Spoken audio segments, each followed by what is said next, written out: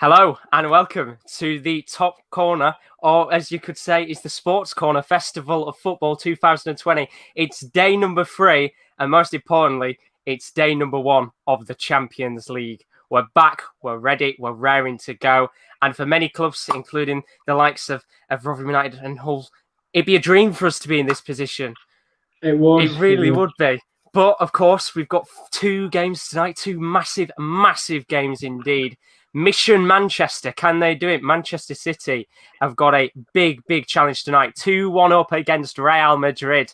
Of course, Los Blancos, they've won the title 3 times in a row before. Can they knock out Man City? And then, of course, the other game, massive, massive challenge in Turin, because Juventus, they're 1-0 down against Lyon, who have got some of their biggest stars back and available for this game tonight. They're 1-0 down. Can they do it? Because that man on the screen right now, Dybala, is on the bench tonight. We're going to go through all the lineups in a moment and everything before the game. We've got about 12 minutes until kickoff, maybe a little bit more with the Black Lives Matter, Neil, so on and so forth. But joining me, as always, is Kieran L for today's fixtures. How are we? I'm doing absolutely fantastic. For eager watchers of the channel, I've got a chair. I am not stood up. all the leg gains I've been making recently are disappearing because I've got a chair, but I'm excited. We were talking before the stream. The Champions League just hits a little bit different. I love the Europa League. I love Copenhagen versus Istanbul, but nothing like a Champions League night, is there, Josh? No, absolutely. I think we will definitely see tonight the standard of play go up to another level. Of course, we've got some world-class players, including the likes of Cristiano Ronaldo, who's going to be playing tonight. And hopefully we can get some goals as well. Of course, last night you did the Europa League games. It wasn't the most enthralling of matches you had in the world. Plenty of opportunities, but no. Well, it was the one goal, but no really big chances. But hopefully tonight we can have much more goals for you, because tonight I'm going to be covering Manchester City versus Real Madrid. Of course, Manchester City leading in that game 2-1 on aggregate. And Kieran L is going to be doing Juventus versus Lyon. Before we go through the lineups and a couple of stats and things like that, I'll very quickly ask you about the Juventus-Lyon game. Can Lyon hold on? Because I've seen the lineup already. I don't know if you have yourself. It's a very interesting lineup. I was about to bring that up the moment you asked me, because I know we're not getting into the starting 11s, but it is a quite obvious 5 at the back for Lyon tonight. More defenders on a pitch than you will ever see. And I feel it's very much for them. It shows in their lineup tonight. They are more than willing to just sit back, soak up pressure, and just not concede. That is their ruling, and that's completely acceptable. You know, that it's fair enough, because they did so well. I don't think anyone gave them a shred of credit going into the game against Juventus, but I think Juventus will have too much, because you can only defend against that attack for so long without conceding, in my opinion. What about yourself? Yeah, I think the same. I looked at the lineup originally, and without kind of properly taking it in, I was like, what the hell are they doing? Because I just saw the 3-5-2, which is the formation they've gone for tonight, theoretically speaking, and thought to myself, what are they doing? Do you know what I mean? You'd expect to go like a 4 or a 5 at the back in a game like that. You're away from home. In fact, a stat that I've not even got down, Lyon, that was their first win ever against Juventus in their entire history, to beat them 1-0. And Juventus, as far as I'm aware, they haven't lost at home in the Champions League for quite a while now, if you include the group stage games and that. So it's going to be an interesting match. As I said, weird formation, but you'll kind of understand why when we go through the lineups in a moment. We've got a few people in the stream. Kieran Jameson, as always, says Europa League over Champions League. Fuck's sake. Yeah, sure. You know, if that's your opinion, you can have that. And Chris says, hi lads, hope you're well. I'm fuming Sky useless. My Sky Q mini box is packed in, so I've got nothing to watch. At least you can keep me updated. Come on, Chris. We'll keep you updated. We'll keep you. We're better than the commentary team anyway. Oh, we're much better. Thank Lord BT and Sky Show highlights too, otherwise we'd be fuck lol. Well, don't worry, we've got you covered. And talking about getting you covered, let's quickly go through some of the lineups for the games. Of course, Manchester City and Real Madrid is the other game going on tonight, which kicks off in about 9 minutes' time. Both sides going for a 4-3-3 formation today. As you can see on the screen, Manchester City's lineup is looking like this. Ederson is in goal. Back 4 of Walker, Laporte, Fernandinho, no Eric Garcia, of course, with a move to Spain, this time in the form of Barcelona, and Cancelo at right back. Midfield 3 of Rodri, Gundogan, and De Bruyne. We haven't seen Gundogan for a little bit of time now. David Silva, dropped to the bench for today's game, which is a very interesting choice indeed. And the front three, which I think is very interesting, Sterling, Jesus, and Phil Foden. Biggest game potentially of his career so far. No Riyad Mahrez, fortunately, in the starting lineup today, but of course, he has had injuries. So Foden does start. And as you said, it's his biggest game so far. And do you think maybe tonight he could be the night where he can really show his quality against Real Madrid? I'd like to hope so, because I think, obviously, Man City fans themselves really praise Phil Foden. But as a cynic like myself, who's not the biggest Manchester City fan, I want to see him playing these games. I don't want to see him 5 minutes off the bench against Bournemouth where he scores a tap-in. I'm not bothered about that, because we saw it with Iheanacho, moved to Leicester and has not been the same player. So I want to see him tonight really star in this role against, and it's got to be the biggest test of his career so far. Has he earned it? Yes. So we'll hopefully see the best of Phil Foden tonight, see what he's really about. Absolutely. Yeah, in the actual last game that they played against Real Madrid, it's been a long time ago. I mean, it was back in March they played. Of course, Jesus, who started up top today, actually played on the left-hand side. So a bit of a change in the system this time. Of course, they didn't actually play with a proper number 9 in that previous game tonight. They are, which is good to see. Of course, Jesus, he's had a couple of people talking about his potential career at Man City, whether he's the right person to replace Aguero, of course, who is out injured for this tournament, unfortunately. But this could be another great chance to prove himself. As I said before, it's not just Man City tonight going for a 4-3-3 formation. Real Madrid have gone for it as well, and there's a couple of notable players missing from the lineup. Courtois, with the most clean sheets this season in La Liga, starts in goal. Of course, you'd expect that. Areola now back at PSG. Back four of Carvajal, Varane, Militao, who comes in for the suspended Sergio Ramos. An interesting one as well. Ferland Mendy at left back today. Marcelo on the bench. Midfield three, Casemiro, Kroos and Modric, means that Valverde comes out of the lineup. He played in that previous game against Manchester City. And a front three of Rodrigo, who's on the right-hand side of the field, Benzema in the middle, and Eden Hazard, who was not available for that previous game in March, of course, was out for a long period of time injured. Now, we talked a moment ago about Phil Foden being a youngster, who, of course, has a great opportunity tonight to show himself. Eden Hazard, quite the opposite, a very good experienced player. We know him for his time at Chelsea, but he hasn't had a great deal of time to prove himself at Real Madrid yet. Does he need to step up tonight? Yeah, this is the game, again, where you prove all the haters wrong. You prove all the doubters wrong, because there's been a lot of slack on him. And when you get that big money move, it's always going to happen. I mean, I'm surprised at the Rodrigo. I think that's very much of Foden on the other side, youngster that I was surprised to see in the starting 11. And the thing is, I look at this side for Real Madrid, a lot of experience in that midfield, really try and control the game and be that level head, because with Valverde, we've seen him maybe be a bit rash against the likes of Atletico Madrid. Very smart, but also very rash. And I think Mendy at left back's the right choice, because Sterling's pace is electric. And let's be fair, Marcelo's not got the legs he used to have. So I think pace, stride for stride, Mendy can keep up, whereas the likes of Marcelo, he would have been burnt all night long. So it's going to be lots of interesting matchups across the field with a suspended Sergio Ramos, because when is he not suspended in the Champions League? It's very rare, very, very rare. And of course, unfortunately, it's a big loss for them tonight. But Eder Militao, great centre-back on his day. And as you said, Valverde, very good player.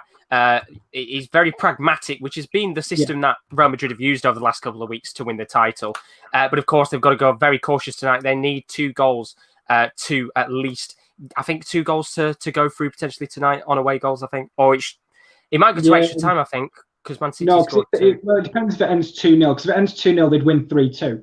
They have to score 2, because if they only score 1, Man City have got away goals. So it was very much similar last night. It was Frankfurt always needed 4 to win, no matter what. So tonight, they need 2 at least. And it's very, very possible for them. So that is the Manchester City Real Madrid lineups. The other game going on, of course, is the game between Juventus and Lyon. It's not just Man City and Real Madrid going 4-3-3 tonight, because it's also Juventus in their game. They've got to go for it. 1-0 down. Szczesny's in goal. Back four of Alexandro, De Ligt, Bonucci and Sandro. Chiellini is back. Of course, had a long-term injury, but he's not in the starting lineup tonight. He's on the bench. Midfield three of Bentancur, Pjanic, who's leaving for Barcelona next season, and Adrian Rabiot. Front three of Ronaldo, Higuain and Bernardeschi. Of course, Dybala, who we said at the start of the show, is on the bench tonight. He's not starting. Higuain is up top. Higuain, a player who has been a bit of an outcast, you could say, in previous years. Of course, was really good at Napoli, then went to Chelsea and AC Milan and struggled. Can he do it tonight? Can he be that man to get the goals? Or do you think maybe this is just a bit of a tester because he's come in over the last couple of weeks for Juventus. Once again, Dybala got MVP of the season for Juventus and in Serie A. You'd have thought he'd have played him tonight, Dybala up top. Yeah, there's a little bit of an injury thing with his thigh strain. So they maybe not want to risk him because let's be fair to Lyon. They should make it past this round. And if they do, I don't think they'd want it to make it worse for Dybala to then miss out in the next round. So I can understand it. I think the man for them, it's CR7. It always will be. I mean, without him, they arguably probably wouldn't have won the league title. I don't think they would have even been close with their performances. No. So he's going to be the main man. I mean, we're also going to see Pjanic in probably his final game if they go out tonight because he's obviously moving to Barcelona, or rumoured to be anyway. Is that a done deal? It's a done deal now. Done deal. So he'll probably want to leave his mark on Juventus this season before he leaves. But I think tonight it's going to be down to that main man, Cristiano, and if he can still be at that top tier for so long, him and Messi, it's time for him to pull it out of the bag yet again. Absolutely. You know, I've said about trying to cast your eyes back 5-6 months ago. If you could cast your eyes back to a year ago, this time last year, Juventus were in a certain game against Atletico Madrid where they were 2 goals down and needed 3 in the second leg. Certain man stepped up and scored all 3 of them. Of course, they're only 1-0 down tonight, so 2 goals would be enough to get them through. But who knows, because Lyon, as we said before, interesting approach tonight. And just before I say that, Rowan is in the stream and said, is that Kieran sat down? Wow. It is. But I tell you what, Rowan, also, what you'll be amazed by is that Alexandro's playing twice. Oh, I've put Alexandro twice. My bad. I didn't even notice that. It's Cuadrado on the right-hand side. I did not even notice I'd done that. He's not played twice. Cuadrado's playing right back. I don't know. I did not notice that. Bloody hell. It took me a while. I've been putting it now, to be honest. Oh, fair play, because I tell you what, I didn't even notice what I've just read through that. Yeah, Cuadrado's playing right back tonight, Sancho at left back. But the other team who's played, of course, is Olympique Lyon. 3-5-2 on paper, but it's a 5 at the back, of course. Lopez in goal, 3 centre-backs in Denayer, Marcelo and Marcal. Cornet, who's been playing as a right back pretty much for the majority of the season, continues at right back for Lyon, although it is in a right mid position, which I guess isn't too bad for him because usually he plays as a right winger, but he started to now play as a right back permanently. In the midfield, we've got Aouar, Guimaraes and Kakare. Of course, the previous goal scorer, Lucas Toussaint, is no longer with Lyon, now at Hertha Berlin in the Bundesliga, so he cannot play tonight. He's already moved to Germany. Dubois is on the right-hand side, and then the front 2, Toko Ekambi, and the return of Memphis Depay, was out for a long period of time with an ACL injury, including Jeff Rennie at Adelaide, who could also potentially play a part tonight. But for Depay, what an opportunity this is, of course. Had a couple of friendlies before this actual tournament is kicked off again. And it's fantastic to see his return, considering he's been out for such a long time. Yeah, it is. And I tell you what, I'm having rethinks in my head here, Josh. Because if you look at that back 3, there's a left back and Dubois is categorically a right back. So I think if they do concede early, they'll go to a flat 4, Marcal on the left, Dubois on the right, but to set up defensively like they have is fine. I don't know about you, I'm interested in that midfield of Guimaraes and Kakare. I've not heard much about them in this season. It's always been our stealing the headlines. So, but if Depay can pull a bit, he's going to need to pull a rabbit out of the hat, but he is the man to do so. So I think they're in better stead now with him back than what they were when he was injured. Absolutely. And even Toko Ekambi now permanently joined the club. You'll remember, of course, he was at Villarreal, joined Lyon on loan. Now he's joined the club permanently, been fantastic for them this season in the time that Depay's out. And hopefully this is a great opportunity for those 2 players to strike a partnership up top because Toko Ekambi was doing really good at Villarreal as well. So he's been a very consistent player. And of course, as you said, the formation will shift throughout the night.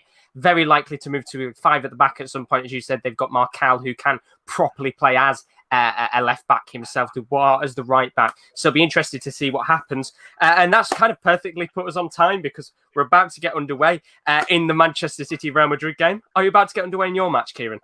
We've kicked off. We have kicked off. We're 45 seconds into this game. We're just waiting on ours. You can see some of the other games coming up very quickly before our game kicks off. That's coming up over tomorrow, of course. Bayern and Chelsea and Barcelona and Napoli are tomorrow's games. We'll be live with Kieran D and Rowan for those games from at 7:45 UK time. But we've kicked off in the Manchester City game as well. We're underway, and hopefully we can get some goals tonight because we had good amount of goals when we were in the Europa League matches that we watched on the first day. Yeah. And of course, yesterday it was a bit slow on goals. The Sevilla game had 2 goals. It was a good match, that one. Leverkusen game was pretty dull affair, just like the Frankfurt game last night. And we'll definitely see an improvement in class of the teams that are playing today compared to the Europa League. Yeah, you'd like to think so with all the big players on show, all the big money lads. They're on show, and arguably some people's best player in the world if you're looking at Cristiano Ronaldo. So, absolutely, it's his competition, isn't it? Pretty much. Well, yeah. Thank God Atletico Madrid don't have to come up against him because they just hate playing Mr. Ronaldo. But we'll see if Lyon will hate playing him by the end of this one. And Chris has put, oh dear, best commentator KD not on tonight. Shameful. Unbelievable. He comes into our stream and slags us off in the first 15 minutes. I see how it is, Chris. I see how it is. All right, but our worst subscriber's commenting, is he? Right. Oh, Get on. It's game on now. There's not just a battle on the pitch, there's a battle in the chat as well. Oh.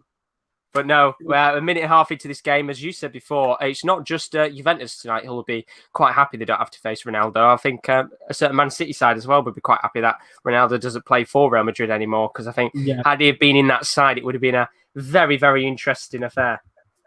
Definitely, but that may be the next round, because I'm pretty sure the winners of these two face each other, don't they? I think they do. It's a long time since the draw took place, isn't it? Yeah, it was. I think it's Juventus versus Man City if they were to go through. Is it? I think so. It would be, yes, because Barcelona would potentially play Bayern Munich as one of them. And I do remember, I think City fans saying about potentially having to face Ronaldo. So we've got some great games. I mean, we looked at the draw a couple of months ago when that took place, and it was very, very interesting. The next round's going to be fun. Because, of course, it's the single-leg teams. Because, remember, they all got drawn together. The single-leg teams were over here, and the double-leg teams were over. Obviously, not coincidence. Yeah, it's not fixed, boys. It's just coincidence, as it always is with the draws. Yeah, I was going to say, that bloody ball, not warmer than all the others at all. Have we had any opportunities in the first kind of 2-3 minutes of your game? No, we've got a free kick from a long way out. I'd be very surprised if he was to hit it. But when it's Cristiano Ronaldo, you can never really tell if he fancies. But no, Pjanic, he's walked away. It's centre of the pitch, midway through the Lyon half, just waiting on that free kick to be taken. Absolutely. Pjanic is going to have to walk away. There's no chance he's taking a free kick when Ronaldo's about. No, definitely not. And you know what, Josh? Ronaldo's walked away. Very Oh, wow.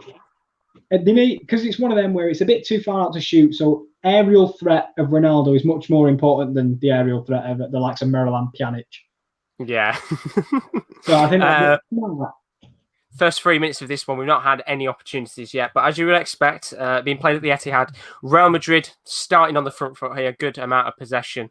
It's going to be interesting to see that front three tonight because, as I said before, Zidane's been able to play very pragmatic in the last couple of weeks of La Liga, being able to use a couple of different players here and there. And he's gone very sophisticated tonight with the 4-3-3, which is an approach we've seen plenty of times before with Real Madrid. I think kind of before Ronaldo left mainly, and ever since then, they've still used that approach, but not as much as what they used to do with Ronaldo. And the referee's just got in the way there of a Real Madrid chance. Naughty boy. Is that to stop play? Yeah, I was going to say. And I tell you what, Josh, the free kick came to nothing, but it was really intriguing because, usually someone runs over the ball, then they come run up and take it. They appeared to cross paths, and Bernadette jumped as Pjanic took it underneath his legs. Magical. From led to nothing, but it looked nice. So there wouldn't we get go. that in the Europa League, would you? No, we wouldn't. I doubt it. Oh, the class of set pieces. Hopefully, we get more than just good set pieces tonight. Fingers crossed. Oh, I mean, these are two good games because, even aggregate-wise, we were saying before we actually started the stream, the Man City game is one of those games where it's so hard to tell what could happen because you could see City picking up a win. But at the same time, the amount of times Real Madrid have come back in previous years against teams to go on and win, it is just absolutely incredible. it's one of them. I think Man City this year, if they're going to win the Champions League, they've got to do it the hard way and they've got to earn it. Because in their side of the bracket, it's Juventus if they get through this, then either Bayern Munich or Barcelona if everything goes as the way it should go. So they're going to have to. This is the caliber of team that they're going to face week after week after week in these single leg fixtures. So we'll really see what they're about tonight. Absolutely, and the single leg fixtures as well will be quite interesting. The fact that you can't sit back in those games, you're going to have to go for it like an FA Cup match. It's going to be quite good to see because I think Man City are going to be quite good at that system, but at the same time, as you said, the opponents that they're looking to come up against, Bayern Munich's and Barcelona's, they're just going to be as good as well. Yeah, definitely. I mean, there's so much you can take from City smashing the likes of Hoffenheim and Schalke in the last couple of years, but these are the upper echelons of world football now we're talking about. We've got a first chance here of the game. Kevin De Bruyne decided to hit one from 30 yards out. We've seen him score some screamers in his day. This one hit Militao, has gone out for a corner. Do you know what? When I actually look at the chance, it probably would have gone straight to Courtois, but De Bruyne is going to go and take the free kick, corner, even not the free kick. If they could score here, make it 3-1, it's going to be very, very hard for Real Madrid to get back into this. A nice early goal would do. We haven't really seen any early goals in games so far. Well, the thing is, if Man City score 1, Real Madrid still only have to score 2 to take it to extra time. So luckily for them, I was talking about this with Frankfurt, their kind of game plan doesn't change. Their goal tonight is score 2 and let the rest play out however it really needs to. Absolutely. And to be fair, I just said there's not really been any early goals. My bad, because Jimenez, of course, scored that penalty last night within the first kind of 10 minutes. Kieran says, I think for me, if City win, they'll deserved it beating the calibre of team. Sorry, it is an absolute wonderful save from Wojciech Szczesny, and it's that midfield maestro Aouar. I think it's Toko Ekambi gets to the edge of the box, gives it to Depay, who picks out a cross with his left foot. It's cleared, but only as far as Aouar, who takes it on the half volley, and it's a lovely down to his right save by Wojciech Szczesny, who's really found himself at Juventus. It's been good so far. This Lyon side, did they come out in this first kind of 5-10 minutes on the front foot, or are Juventus dominating possession? Do you know that they're playing their game? They're not being forced, pegged back. They're not under the cosh all the time. It's not waves of Juventus attack. There is win possession, then we'll break, but only we'll still keep the barricades up, is basically their sort of thing. They're not putting too many men forward, but it's not as if they are battening down the hatches after 5 minutes because, fair play to them. They're trying to play some football. Well, that's what I like. I think this is probably one of the best times to play Juventus because they're not the Juventus of a couple of years ago where if you were to come up against them and you won, there's a mistake at the back here. Man City, you're in. Man City have scored. Is that going to count? It is indeed, and it's a mistake at the back from Thibaut Courtois, and Raheem Sterling has smashed it into the back of the net. And my God, that is a horrendous mistake at the back. And just like that, within the first 10 minutes, Real Madrid are 1-0 down to Manchester City, and they have gifted Raheem Sterling the goal. And it's more Varane than anything who makes the mistake than Courtois. Got to see it here because it's just a moment of madness. Courtois, he passes it to Militao, back to Courtois, who decides to lay it off for Varane, takes the really heaviest of touches, and a penalty in that game, heavy touch. Gabriel Jesus gets the ball back, gives it to Sterling in the back of the net, 1-0. I thought it was a wonderful tackle. I apologise, Josh, as you was talking through that, but Benton Kerr has given away a foul. Cornet's in the box. He squares it to Aouar. That is never a penalty. Or in a million years, that is never a penalty. It's got to get overturned because he wins the ball clean as a whistle and it just bounces back off Aouar. There is no way that's a penalty. It's got to be overturned. I'm just waiting for it now. It should be overturned. I'll tell you what, though, it's an awful mistake at the back. Varane, it's a really, really heavy touch. It wasn't Courtois who made the mistake there. It was all Varane's fault. He takes one touch, takes too much time on the ball. Gabriel Jesus gets the ball, taps it into Sterling, straight into the back of the net. Most simplest finish he's ever going to get. And just like that, 10 minutes in, Real Madrid have got all the work to do. The referee, I apologise, has got to overturn this. He has won the ball clean as a whistle. It's brilliant build-up by Lyon. Don't get me wrong. It's gone to Cornet. He's on the side of the box. He passes it into Aouar. He makes that attacking run into the box. Takes a heavy touch, which allows Bentancur to get the ball. And it ricochets back off Aouar, but that's never a penalty. Never. Although, if he gives it as a penalty for Lyon, if they can go 2-0 up in that game, mental. I think it's going to get over. It should be overturned. It should. I'm telling you now. I know you're not watching the game, but honest to God, it should be overturned. He's one of those like the Shakhtar game, probably, where just is he giving it? Check over, and that is a horrendous decision. Is he giving it? That is honestly horrendous. I have never. Oh, Depay has the chance to really put Lyon in the driving seat, because this means Juventus would need 3 because they've got an away goal. Wow. Well, hopefully. Well, it's a big opportunity, a controversial opportunity. Has he gone in? He's Panenka'd it. I don't believe it. The audacity of Memphis Depay. And I tell you what, if you get a chance to go and check that penalty, that is a disgrace that's been given. Man City win again. It's in the edge of the box. Gundogan hits it. It's blocked. Foden gets it back. There's a scramble in the box, and Militao has to clear his lines. And I tell you what, this front three right now is absolutely battering Real Madrid with opportunities. And they could have got a second goal there. It was Phil Foden. And just like that, Lyon, 2-0 to the good. How much confidence do you have to Panenka the ball? When you What a player.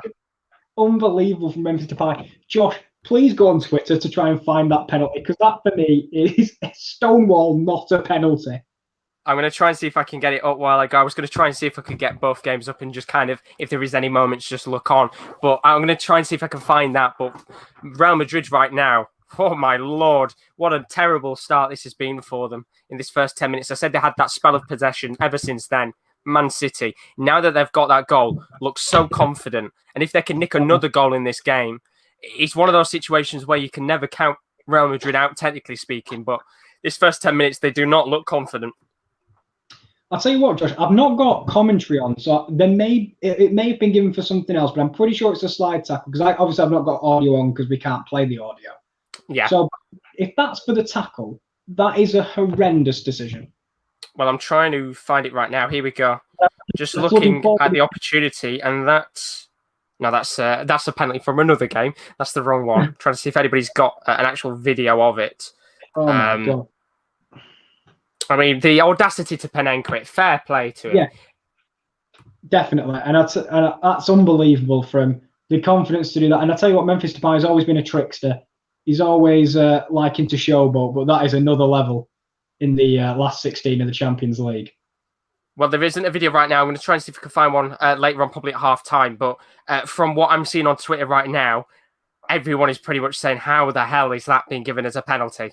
So everybody is in the right situation, is what you said. And there's another mistake at the back here.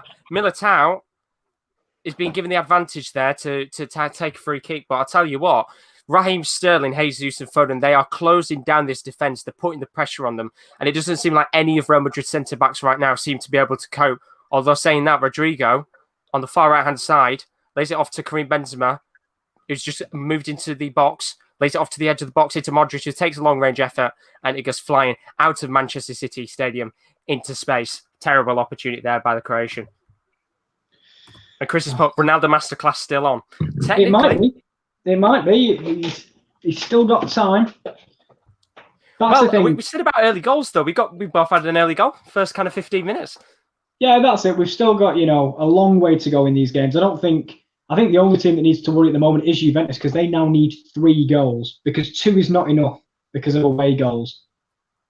Absolutely. And it's the worst possible start I think they could have had. As I said, this isn't a Juventus team in the past where, people look at them comfortably thinking, they'll go and get the goals. Right now, they're not in the greatest period, but Manchester City in again, and Gundogan, another, trying to just squeeze the ball in the box. He's inside the box there, not getting tightly marked by Militao, trying to lay it off into the path of Gabriel Jesus. It's been cleared away. It's really, really poor right now. There's nerves about this Real Madrid side, which you don't get to usually see with this Real Madrid team. Usually they come out confident.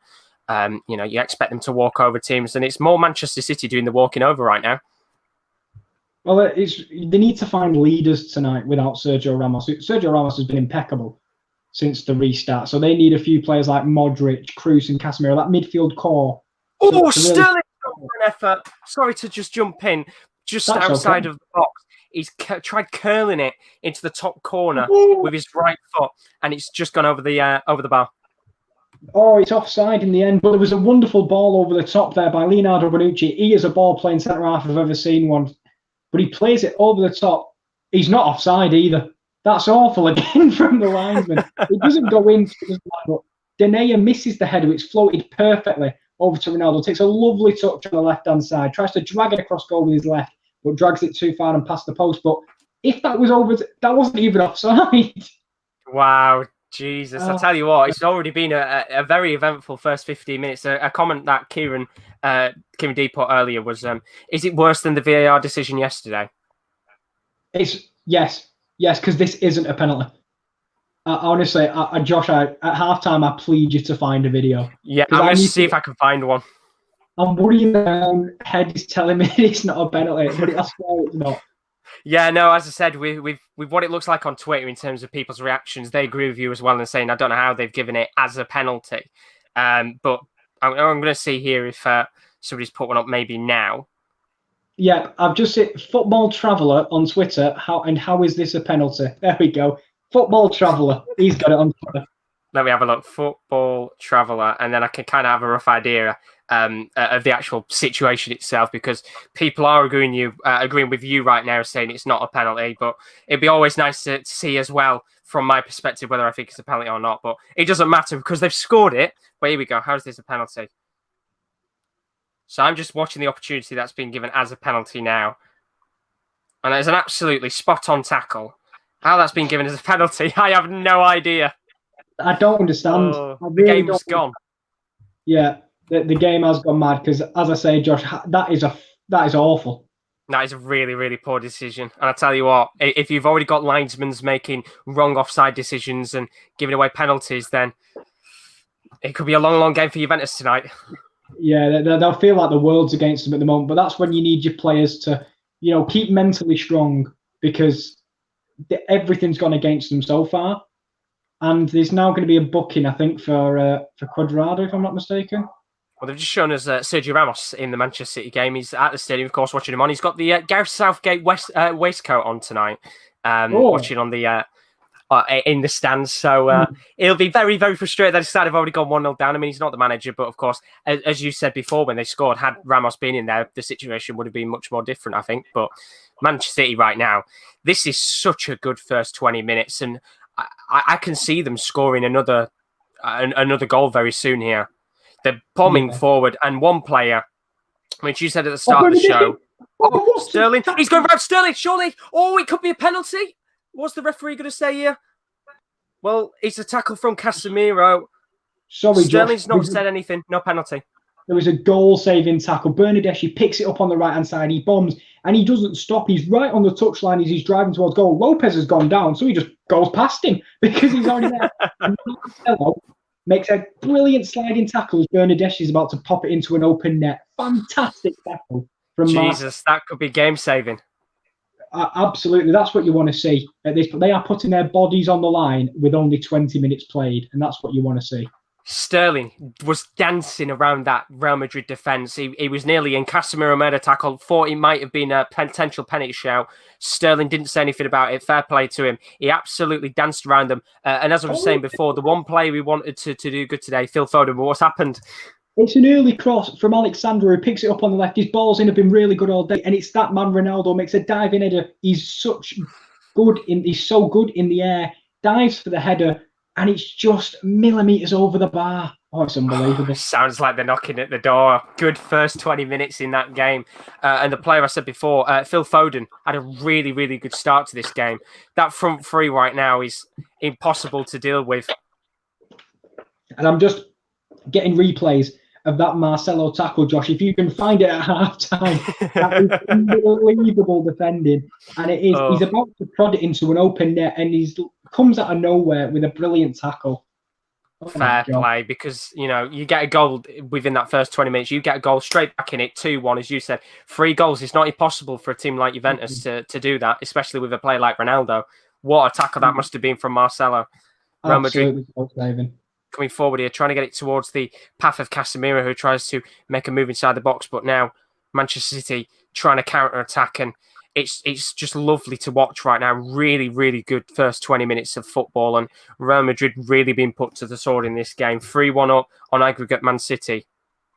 And of course, I don't think they'll do drinks breaks tonight. No, maybe. Can't imagine. It's hot in England, to be fair. It's boiling today.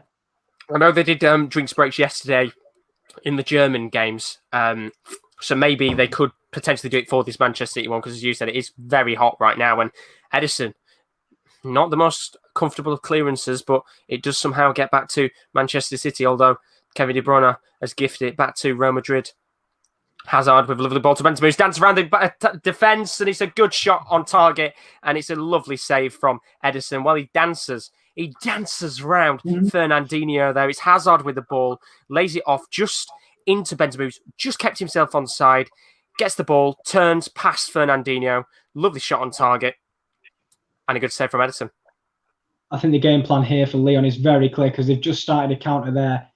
But they have always got 5 back. And Cornet, to be fair, makeshift left back, he's doing a quite decent job. And that is, honestly, Denayer must have been watching Bruce Lee tapes, because there was a through ball that just got played in the air, and he is giving it the best karate kick I have ever seen from Jason Denayer. He's been fantastic this season, Cornet as a right back. I think they were looking at making that his permanent position because of how good he's played as a fullback. So fair play to him, because he sounds very simple, because we've seen players do it before. Like we were saying yesterday when Sevilla played, how Jesus Navas has kind of transitioned from a fullback to a winger. Good shot on target, by the way, from Eden Hazard from 25 yards out. Ederson saved it. But for Cornet to do it as well, fair play to him. Yeah, and he is filling in on the left tonight, because Dubois on the right. So he's even been asked to play on the opposite flank, and he does give them the width in a counter-attack. So he doubles up, really, and he's got to have the engine to do it, and so far he has done. But I've got to admit, like, when they're countering, Lyon are fantastic, but when they're in possession and just solid, and Juventus have got back into their shape, they are pedestrian with their passing, but everything's accurate, because they don't need to rush anymore. No, exactly. They can play football as they please. They don't have to sit back and be defensive, which I think is what some teams do a little bit too often. And they're actually looking back at that Casemiro tackle I talked about earlier, where I thought maybe it was a penalty. I don't think he really got much of the ball there, if any of the ball, but Sterling didn't say anything about it being a penalty. Now, as I said before, I've got the game on mute as well, because we don't want to kind of show any sound to get copyright claims. But it could have been a penalty in other players' eyes and referees' eyes. But Chris has put watching the game on my PS4 now, downloaded BT app, all sorted now, PS4 my saviour. That's where mine's on my PS4. That's how I'm watching mine. Yeah, it's a lifesaver, is the BT Sport on PlayStation. But it's been a very frantic start. I need a drinks break. Yeah, no, it's been good first 20 minutes. I think some of the Europa League games, they've been good, but they've had large spells of nothing really going on, while these teams have come out firing straight away. As I said, Man City already getting the goal, Lyon going for it, and Juventus, as you said, trying to get an early goal and looking quite good in the game.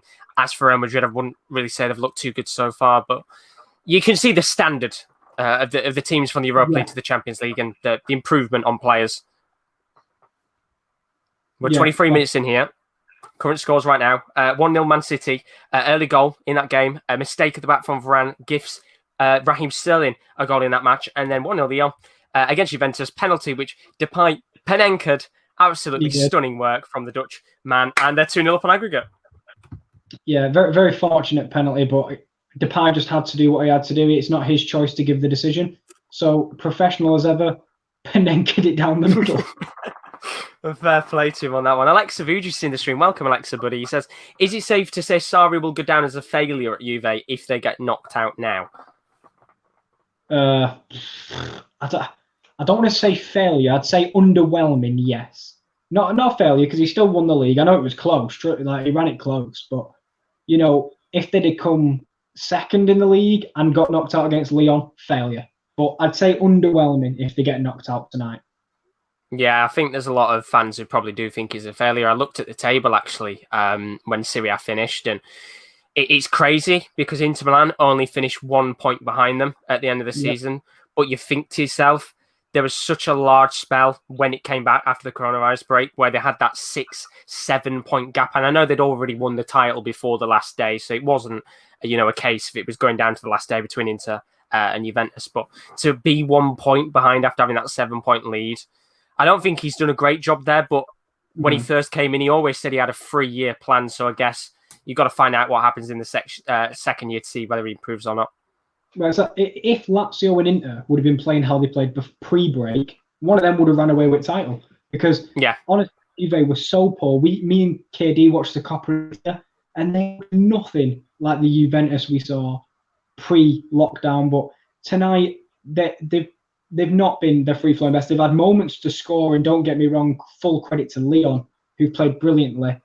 There is a drinks break, by the way. I'm watching a drinks break now, in my game anyway. We might have one in ours very shortly. We are getting towards the 26th minute. If you are new, by the way, while some of the drinks breaks are going on, if you are new and you haven't been on the channel before, welcome to the Sports Corner, our live watch-along coverage of the Champions League. If you've enjoyed it so far, it'd be greatly appreciated. If you do leave a subscription, we're very, very close to 650 subscribers. And there's more content to come because we're going to be doing all of the other Europa League and Champions League games. But the Man City-Real Madrid game right now, no drinks break as of yet. But I would assume with the heat, specifically in the UK today, that we will probably have that drinks break very, very shortly. Real Madrid having a little spell of possession now, but ever since that Benzema chance, not really had anything so far, and Man City looking fairly comfortable in this game. And that's not something we really thought. We thought it'd be an end-to-end, probably, tit-for-tat game, but fair play to Man City. Absolutely. I think it is obviously the home advantage works out well for them, but at the same time, I think the best way to counter Real Madrid is to just go attacking against them. They've got the players to do it. They've got the system, and it's worked a charm so far. Rather than being defensive, which I think previous Manchester City sides would have done. I think the games where they played against Barcelona and Bayern Munich, sometimes they just sit back a little bit too much. Now they've got Pep. They've got a great system. They've got quality players. It's free-flowing football right now, and Real Madrid are being outplayed. Yeah, and they were at the Bernabeu, if you remember. To be fair, City deserved to win that game. I think, we've got problems here. Oh, Benzema! Oh, and out of nowhere, they're back in it. Real Madrid, out of nowhere. We've just sat there and talked about Real Madrid needing a lot of work to do and Man City doing good, but out of nowhere, Benzema, the man who has been so important this season for Real Madrid, the countless amount of goals he's scored, has just got one back in this game, and they needed that. It's 3-2 aggregate, 1-1 Real Madrid, and it comes off of an actual opportunity that he starts. Benzema, he gets the ball, he lays it off to Rodrigo, who takes it past João Cancelo, flicks a lovely ball into the box, and you'd expect him to be able to stick that in the back of the net. It's a lovely header. It's so close to the goal that it's impossible for a player of Benzema's quality to miss it. Ederson isn't going to be able to save it. It's an outstanding header, and just like that, Man City won, Real Madrid won. Game on. Game on, yeah, indeed. I got a little bit worried there because Depay went down clutching his knee, and I thought, oh no, here we go again. But no, he is back up now. It was just a collision rather than a muscle injury, so that's good. But as you say, Benzema, star man all year. He's been Hazard. We expected to take the mantle, but no, it's that man Benzema. He's been honestly absolutely outstanding this season. It's a classic talisman goal. It's a lovely crossing from Rodrigo, who I've got to say did really well to get past Cancelo with a bit of skill and flair. And as you'd expect, 9 times out of 10, Benzema, from being so close in the box, pretty much on the penalty spot, heads it in, and it's a fantastic goal. And literally, as we were just saying that Man City have outplayed them, out of nowhere, they've got that goal back, and it's going to give them the confidence now. 3-2. 2 more goals, you're in the lead. Big opportunity for them. Yeah, definitely. And we talked about it. Now they just need one more to, take it through to extra time. But they'll want to win the tie outright. So will we finally see extra time? Well, not in my game, we won't. I mean, I'd like a bit of extra time. We haven't had it yet. It'd be nice to see extra time with some penalties, but it's a shame because obviously, as you said, you can't go into extra time in your match, which is a shame. Nah, but, well, we're not talking about the penalty anymore. I'm stopping talking about that. If this game looks massively different at 0-0.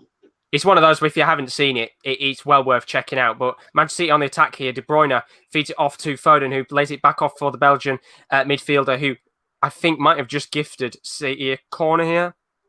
Or Mendy done well defensively there, and De Bruyne took the last touch. Nope, no corner for them. Well done, Mendy. Of course, as you said, had to come in tonight. You'd expect maybe Marcelo to have played, but the pace of Sterling and Jesus, he's done very well so far. Of course, wasn't part of that mistake earlier on, and he's going to be very decisive, I think, especially in the counter-attacks as well with his pace. Very good fullback, and lovely bit of defensive work against De Bruyne there. Yeah, a little bit less experience, but makes up for it in, keeping up with the fast, free-flowing attack of Man City. Absolutely. Because Marcelo hasn't got pace, necessarily speaking. I don't think Marcelo's never really been electric as a fullback, but he's quick, but not as quick as what he used to be. Yeah, exactly. We're not calling him like slow. He's got enough to keep up with a certain level of attacker, but I feel at his age now, Sterling would have just been all over him all night. Yeah, absolutely. And talking about Man City right now, they're coming forward. João Cancelo lofting the ball into the box is a little bit too heavy, and it's going to go out of play for a throw-in. So Manchester City trying to desperately get a second goal in this match. And Rowan, of course, going, because of that goal earlier on. And Lexus says, this game will prove whether Zidane's 3 Champions League wins were more because of the players he had or his input. Would you agree with that statement? Who's he lost? Ronaldo? Anyone else?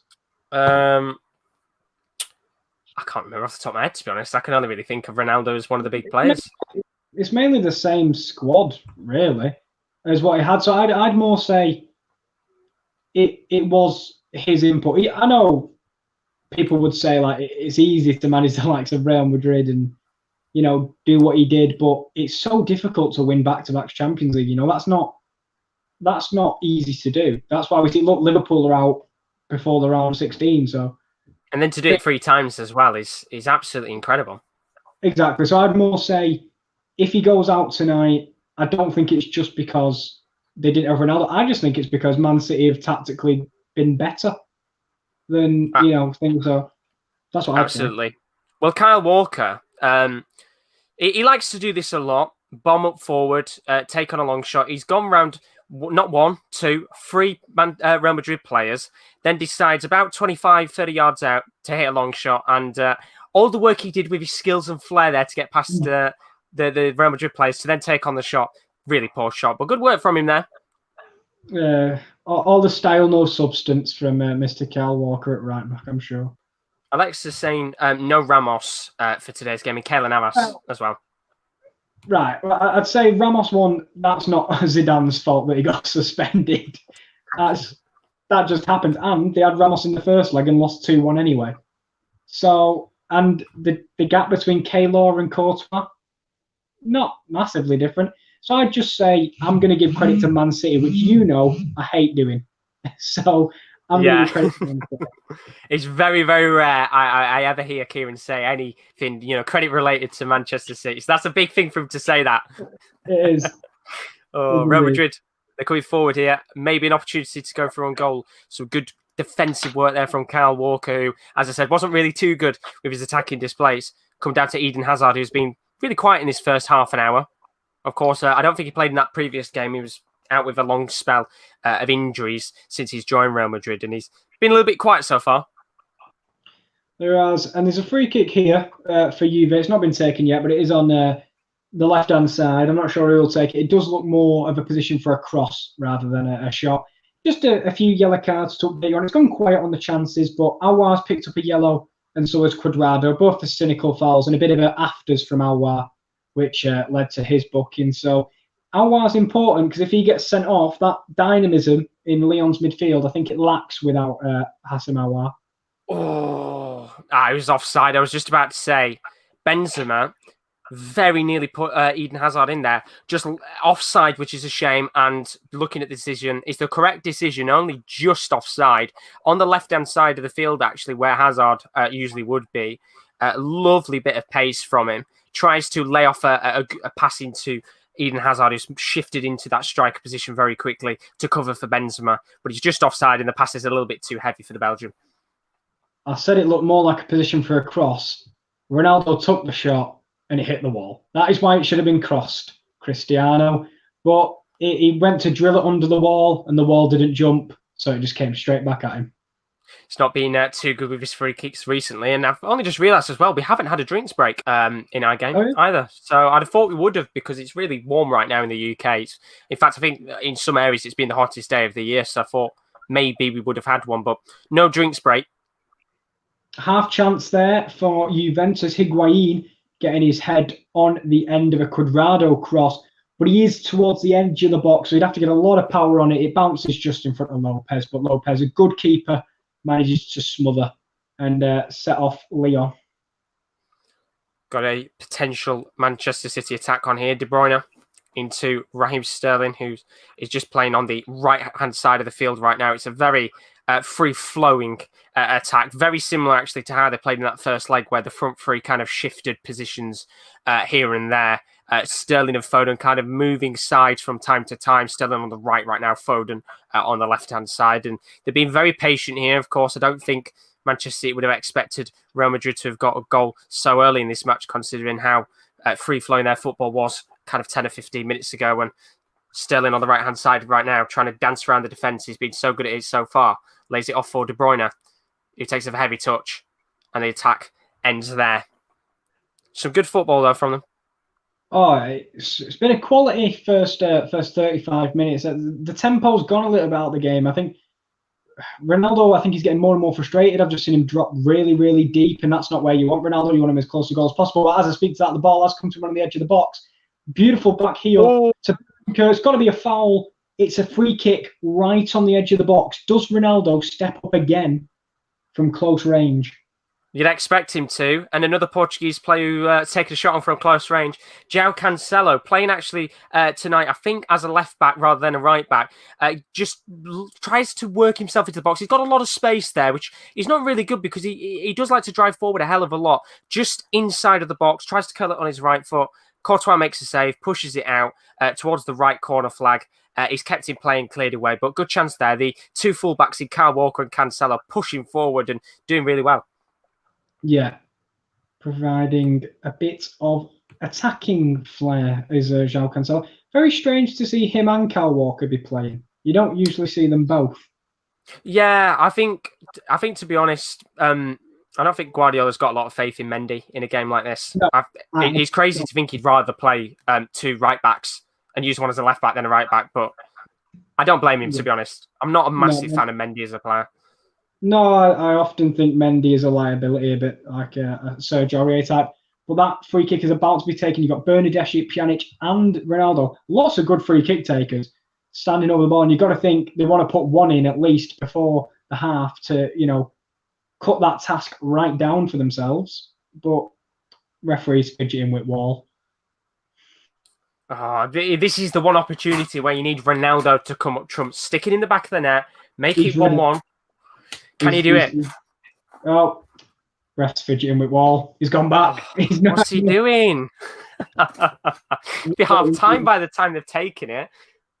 Definitely. This has been a long couple of minutes, but Ronaldo and Pjanic have both took steps away. It looks like it's going to be Ronaldo.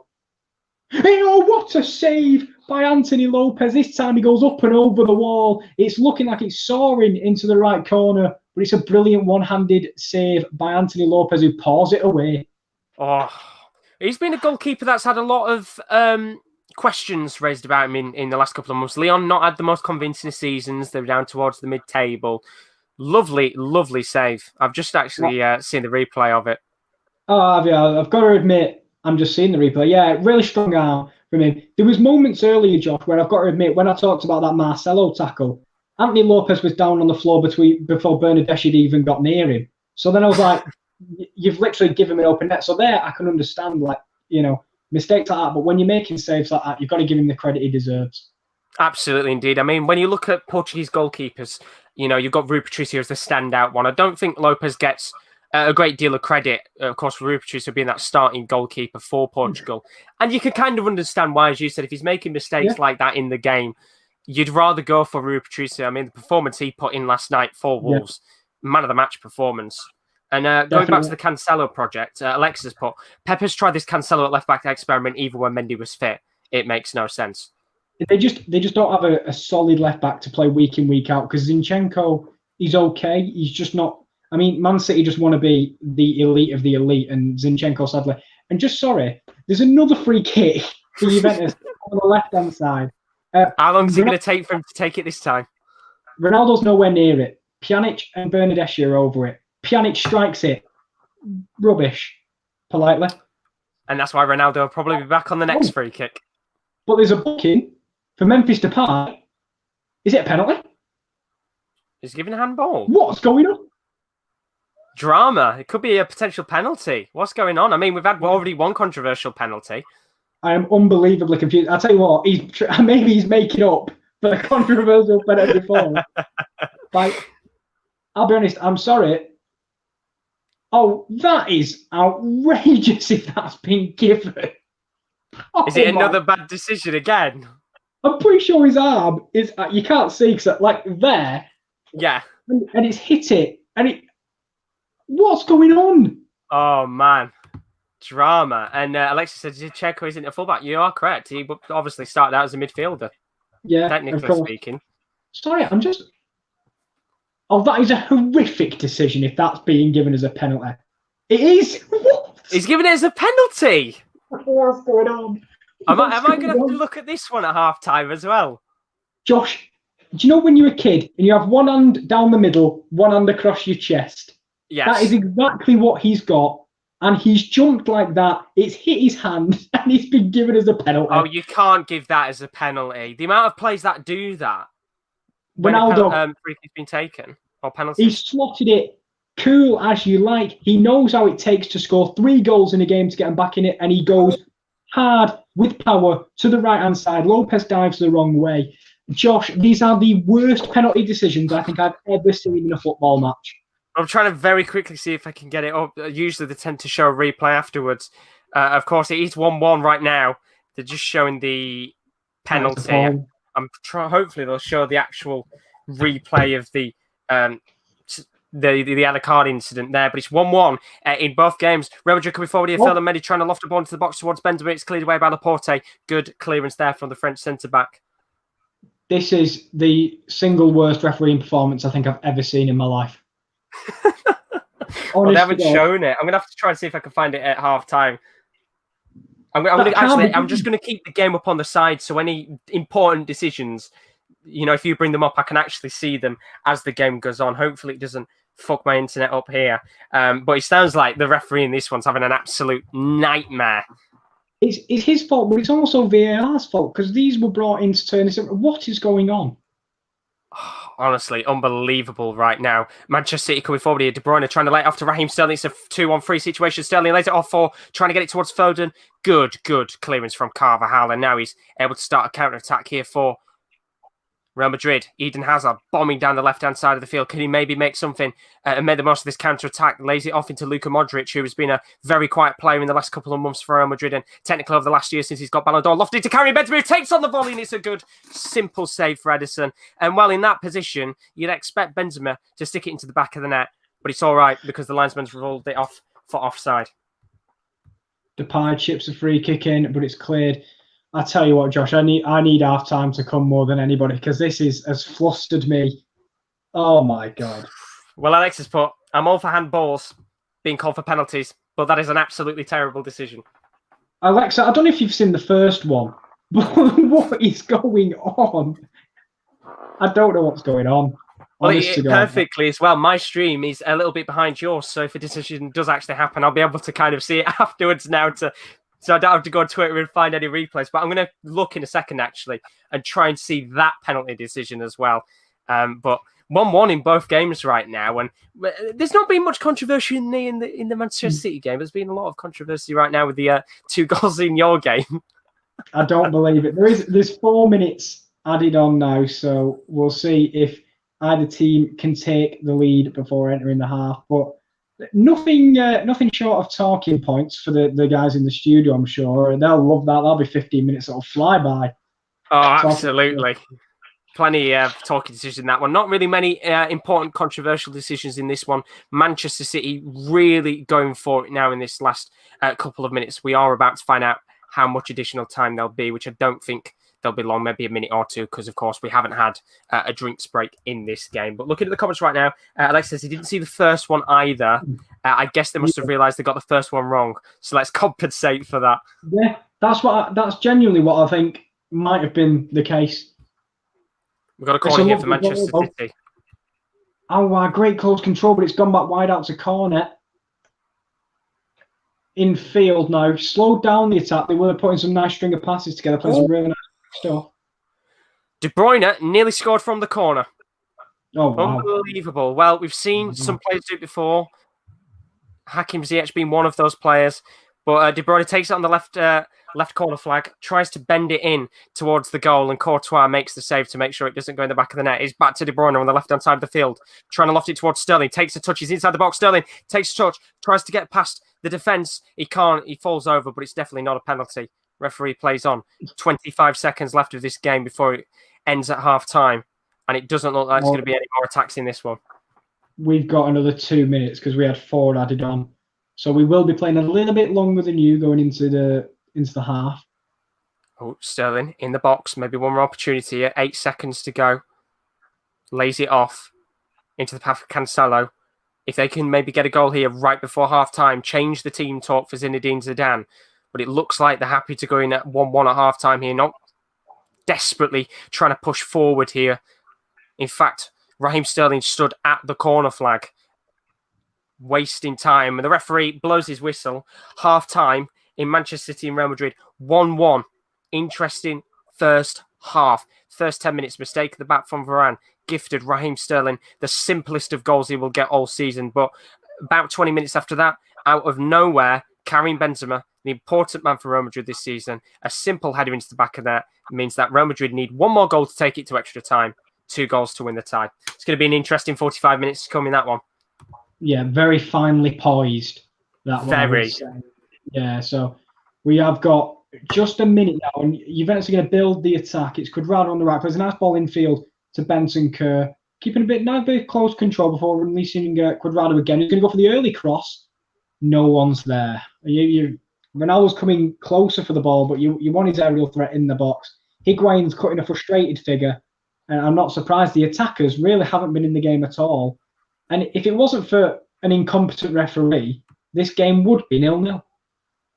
I mean, at least he's given a couple of goals, a couple of interesting decisions. I'm just actually seeing the highlights that they're showing there. Once again, they just show the goal, not the actual decision leading to it. But it's an interesting game because just like the Real Madrid one, that goal is massive for Juventus. Yeah, they needed at least one to only 2 goals in the second half. Juventus could do it, and it's like 3. It's a little more difficult. I know they've done it before, of course, but it just makes that task a lot easier. And obviously, the mental strain as well. They don't need to go chasing immediately in the second half. It's a nice long ball. Oh, he's offside. That does not matter.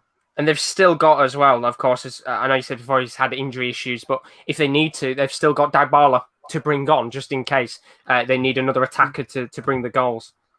Also, welcome, Hikmat Rafolianov. Welcome to the stream. Thank you very much for joining. Sorry if I butchered your name there. Hope you're good, pal. I think you did a good job. And he said Salam. There was a youth player at Hull City called Ahmed Salam. There you go. Fun fact. There you go. But you speak of Dybala, and as well, we know a man who can score crucial goals is on the bench, and that's Aaron Ramsey. He loves a crucial goal, and he loves trying to say. And I'd say, maybe take off the likes of Rabiot or Bentancur. Bentancur's on a yellow, so probably him. Bring on Aaron Ramsey and Pjanic to both be really roaming playmakers in that field, and let Rabiot sit in the pivot and try and break up the play. That probably would be where I go, but we're not football managers, Josh. So unfortunately not. Maybe one day we could be, but it's just at half-time in your game, I think. Yep, it has. There we go. So half-time scores of these 2 pretty dramatic Champions League games. Not necessarily Man City, Real Madrid for controversial decisions, but for goals and the potential situation at hand. 1-1 in that game, as I said before. Mistake from Varane, really, really poor. If you haven't seen it, it's worth a watch. But it's probably even worth more of a watch of the 2 penalty decisions in Juventus and Lyon. Now it's 1-1. Early goal in that game from Memphis. Depay, Panenka penalty, audacious attempt, paid off luckily. And then, of course, an equalising goal Not on aggregate, but in the actual game itself, another penalty in that one. Cristiano Ronaldo, who else? But the Portuguese striker / winger smashes it in the back of the net. Plenty of time to get back into that one. And these two games are very, very tightly poised. Just looking at some of the comments right now. Alexis Vujis, thanks for all the comments, but he really appreciates it. Said officiating has gotten worse with VAR. That's the takeaway of this era for me. And as you said before, actually, you said, I think, for that second penalty, why is VAR not intervening with those decisions? Yeah. Do you know what usually we moan about VAR? We want them to only do clear and obvious errors. I don't know about you, Josh. They are both clear and obvious errors. They are...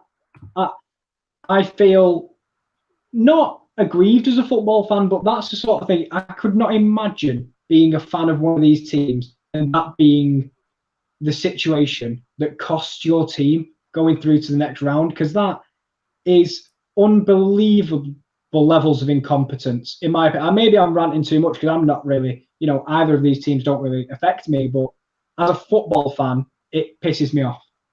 Yeah, like I said, I've not properly seen the second decision, which I'm going to try and actually see if I can find the second one out now. But the first decision to not have looked into that more, the decision that we saw in the Shakhtar game, which I watched a couple of days ago, where he gave the penalty straight away, but then actually went, do you know what?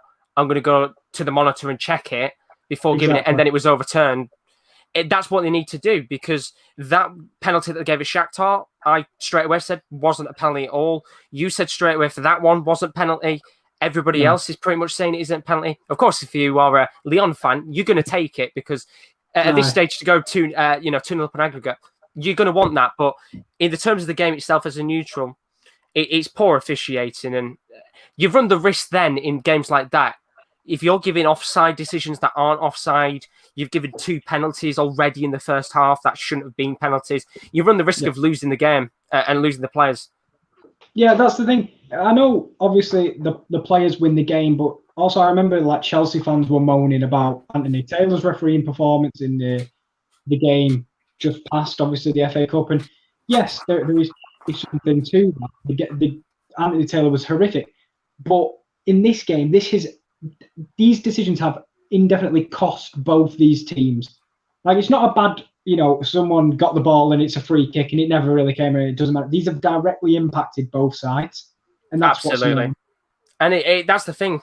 For a lot of these clubs as well, the Champions League money is so big for them that decisions like this, not necessarily going to cost the club big time, but it's a big money. For a club like Lyon, it's going to be a lot more big money in terms of value of cash to them than it is to Juventus.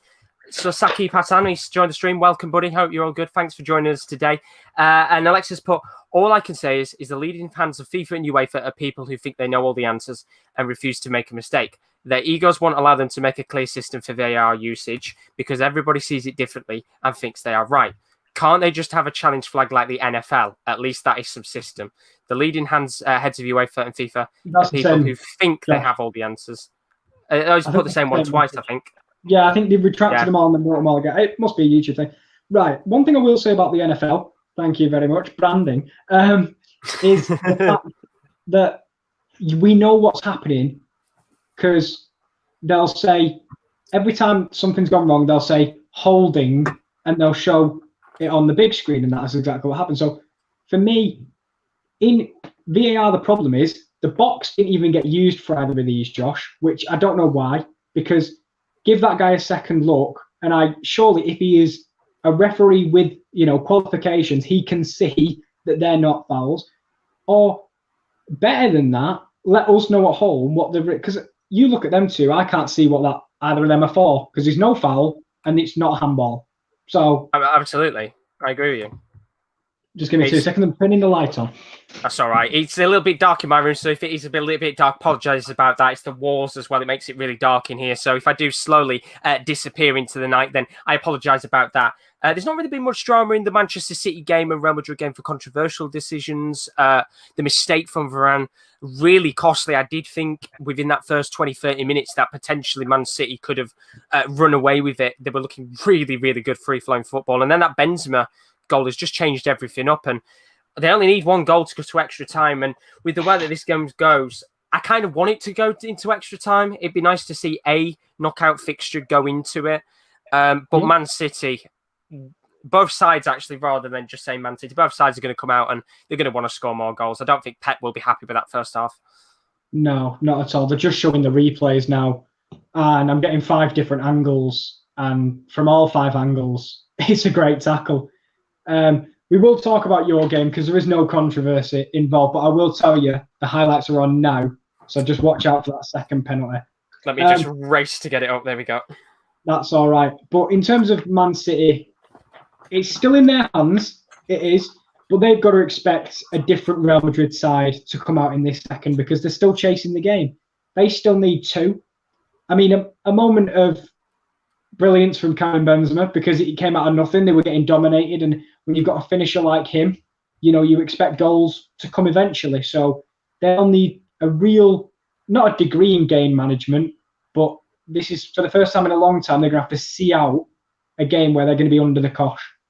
Absolutely, and we said at the very start about the 2 kind of young wingers playing tonight, Foden for Man City, Rodrigo for Real Madrid. They've both done really, really well. I mean, Foden has looked really, really good in that front three. As I said, the free-flowing Sterling and Foden swapping sides constantly, causing a real problem for the 2 fullbacks of Carvajal and Mendy. And as for Rodrigo, well, he got the assist for the Benzema goal. It was an outstanding assist. Really, really good work to get past the defence. I think he, as I said, danced around Cancelo, got to the far right-hand side, lofted the most perfect ball that Benzema could ever want on a plate for him to stick it in the back of the net. And that goal just really changes everything because that first half an hour just looked like they were maybe going to score 2 or 3 and put this game to bed very quickly. And the second half will be very interesting to watch because I don't think Pep will be happy with it. I don't think Zidane will be happy with it. And the 5 changes that they can make as well are going to be very, very important for this game, I think. Yeah, definitely. We talk about the strength of City's bench all the time in the Premier League because obviously we watch more Premier League than we do La Liga. I haven't quite seen Real Madrid's bench, I should say, not Juventus. I'm just going to double check, who are their real impact players on the bench. Vazquez, Jovic, Asensio, Vinicius. They've got a few, and then you look on the other side, Bernardo, David, Riyad, all them sorts of players. So it could be substitutes change the game when they come on. I was going to say they've both got very good players they can bring on to change it up. But I think as well, it's crazy to think that a team like Real Madrid doesn't even register Gareth Bale and James Rodriguez for these games.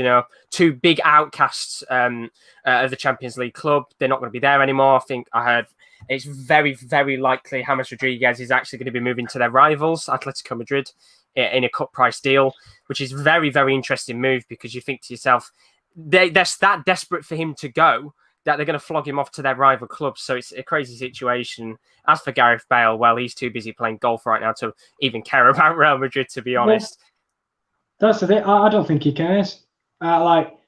It's one of them we can all look and just go, as a football fan, and as we all dreamed of being professional footballers, we could never imagine not wanting to play and go and play golf instead. But for him, it's just like he's getting more treble figure, like 6 figures a week for doing 18 holes. Which is crazy because there's probably golf players out there be desperate to be on his wage for playing the actual sport itself. It's mad, isn't it? And I think I saw today, apparently, he was seen a couple of hours ago actually playing golf before tonight's match, which just proves how he doesn't really give a shit anymore about Real Madrid and would rather play golf than watch his club in a Champions League game. Yeah, and he isn't going to get dropped from the national side. So he's going to still get, he's every 3 months or so, he gets to play 2 games and do his job and go back. He's got perfect life, hasn't he, pretty much? Yeah, he's got the perfect life. For him as well, it's a shame because we all know what Gareth Bale can be, but they are just very different. They're molded different in Real Madrid in terms of what they want. Because Gareth Bale's done wonderful things, yet doesn't. By the way, you'd think that he's been a flop. But yeah. At moments where, the Copa del Rey, absolute magical. The Champions League final, basically won them that with his over. So it's just a very strange situation. And I agree with you. It's like off the bench, could Bale have made some impact? Yeah, he probably could have made at least something.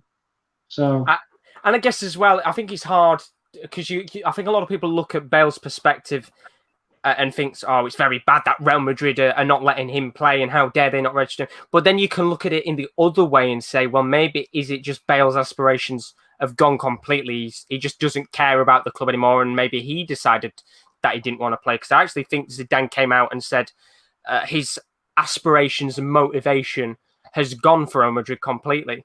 So I guess you can look at it in the other way and think, well, maybe it's not actually worth registering him, because if you are going to bring him on, yes, he could make a difference, but are his aspirations going to be there for him to want to come on and make a difference in a game like that? It's a tough situation. I don't know whether I'm lagging or not right now, because I can see that stream. Josh, it's gone very glitchy. I don't know if it's on my end. Yeah, I don't know whether it's. I'll keep talking just in case, because your camera seems to have frozen right now.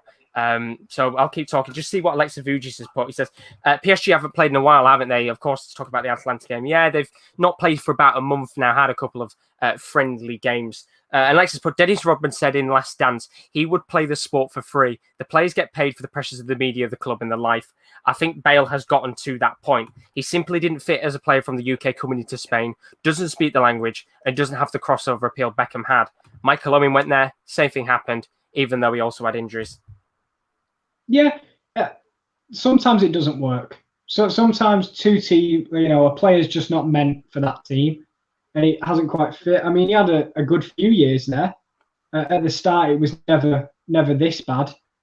But as time's gone on, I think it's one of them where the ties have well and truly been severed between the two players, and there's no way they're going to be back. I'm just restarting it must have been my internet, because my BT's frozen, so I've got to restart. Oh, bloody hell.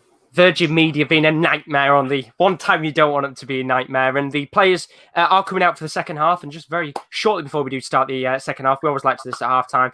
You can keep your eyes out for the other games still to come over the next couple of days and weeks. Of course, this festival of football is going to continue on for a couple more weeks. That's right. It's only day one of the Champions League, and day two is an interesting one, because Bayern Munich, they take on Chelsea 3-0 up at the Allianz. Could there be a potential comeback for Chelsea? And then Barcelona Napoli, of course, you might remember, a certain Italian side a couple of years ago knocked out Barcelona. Could Napoli be the second side to do that? 1-1 on aggregate in that game. Gattuso doing so well for Napoli. 8th of August, 8 p.m. UK time. You can join KD and Rowan for that game. They're going to be live from 7:45 with all the build-up for those games. It's going to be an interesting one indeed. And then, of course, the Europa League, it's back in a couple of days' time for the quarter-final fixtures. As you can see on the screen, Inter Milan take on Bayer Leverkusen, and Manchester United take on Copenhagen on the 10th of August. That's at 8 p.m. UK time. You can join both the Kierans for those games. And then on the 11th of August, you can join me and Rowan for the final quarterfinals of the Europa League. Shakhtar Donetsk take on FC Basel, the two, you could say, surprise packages of this tournament. And then Wolves and Sevilla. That's both at 8 o'clock. Once again, there'll be coverage and build up to those matches from 7:45 UK time. So if you are new and you've enjoyed the watch along so far, highly worth subscribing. We're 5 away from 650. I know you guys can do it, but we are now underway with the second half of the Manchester City Real Madrid game. Of course, the Juventus Lyon game will probably be a little bit further behind because of the drinks break. Yeah, players are just coming out now. I'm seeing a few of the subs bench. I think that's Thiago Mendes, Kenny Tete, Bertrand Traore. So yeah, we've got the players coming back out. And Manchester City coming forward already in this game. Raheem Sterling in the Real Madrid box, lays it off for Cancelo, who does get a touch. He's taking it short, trying to get it towards Sterling, and unfortunately he can't. Varane, this time, great defending from him. He's able to clear the ball comfortably, because if Sterling had got that, it would have been 2-1 Manchester City, no doubt. But this is a very interesting 45 minutes now, because it's a tight scoreline. And if Real Madrid score and it goes to 3-3, we finally could have extra time and maybe some penalties. But Sterling's in here, and he's taking the shot on, and he's got to score. He has to score. And, well, we were just saying a moment ago about an opportunity that, had it have gone to him, he'd have probably buried it. This is an opportunity he has to bury. It's De Bruyne with a lovely pass. He notices that run on the left-hand side this time from Raheem Sterling. He makes it early. It's a one-on-one situation with Courtois. towards the left-hand side of the post. And unfortunately for him, I think Courtois just kind of came out of his net very slightly to put him off. And in fact, actually, he's made a save there. Well, I don't know why. I don't know whether he made a save or not, because that looked like it was nowhere near. And somehow Manchester City have been given a corner here, which is very strange. Because strange.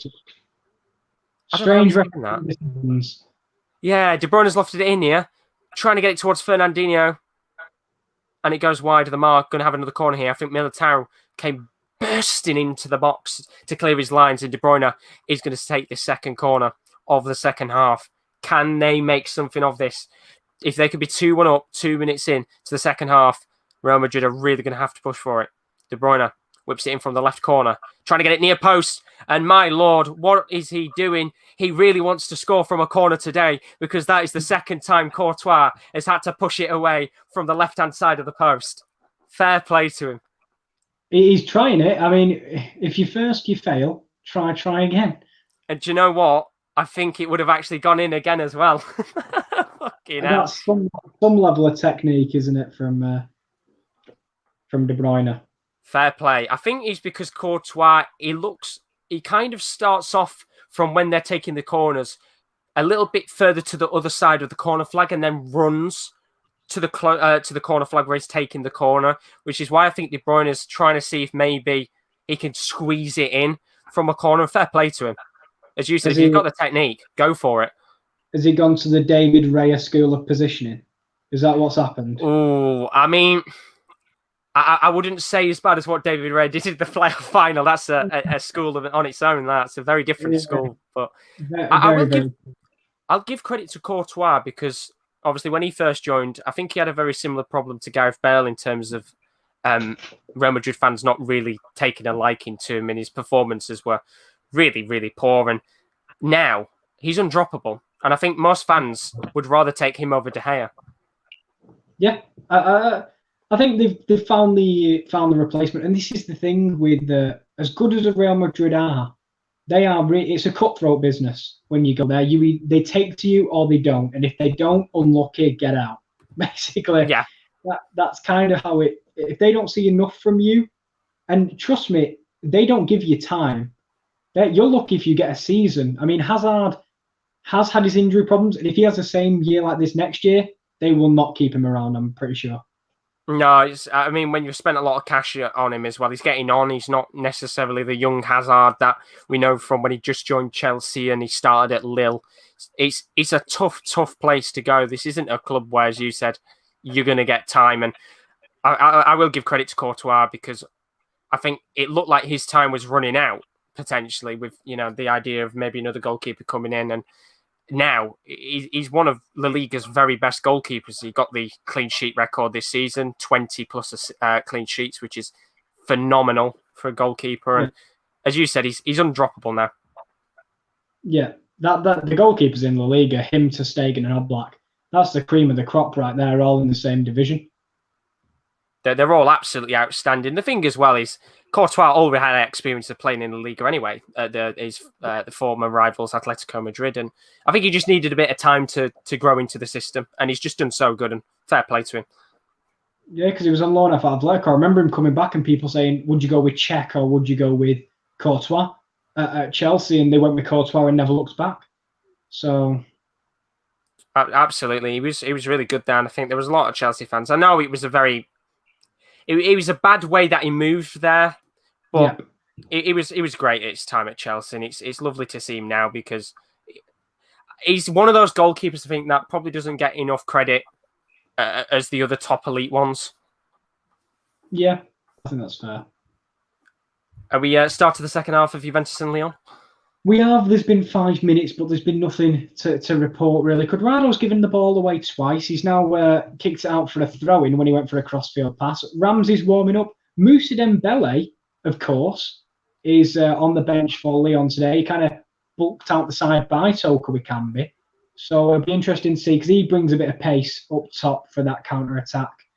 Maybe that Ekambi brings a bit more size than Dembele does, but Dembele definitely a good player on his day. It's a good threat as well. Got a lot more pace than Toko Ekambi's got. So if he does get towards, I don't know, maybe the last 15, 20 minutes and they do need a goal or they just want to try and push and get that extra edge to win the game, then I guess he's the perfect player to bring on. He is indeed. And Toko Ekambi not... Oh, sorry. I was just going to say, it's been a bit of a quiet first 6 minutes here. Rodrigo. This battle between Rodrigo and Cancelo is a very interesting battle indeed, because there's been a lot of pushing and shoving from Cancelo on the Brazilian tonight, and the skills and flair he's brought out, he's looking confident. Yeah, I was just going to say quick on Toko Ekambi. I've not really seen much of him tonight. He's won a few knock-on headers for Memphis Depay, but it's one of them when you're a striker and you're maintaining the lead, it's a bit like a graveyard shift. You've kind of got to do all the running and do all the hard parts, but you're not going to get endless chances on goal because that's not your main aim. And Alexandro's won a free kick, which I feel like Juventus have had about 15 tonight. Pjanic is taking it again. It's a very high line from Lyon. If they can get the ball right, you've got Bonucci, you've got De Ligt, got Ronaldo, of course. It's back to De Ligt, punched beautifully by Anthony Lopez out for a throw-in. I was going to say about Pjanic, what do you think about that deal to Barcelona?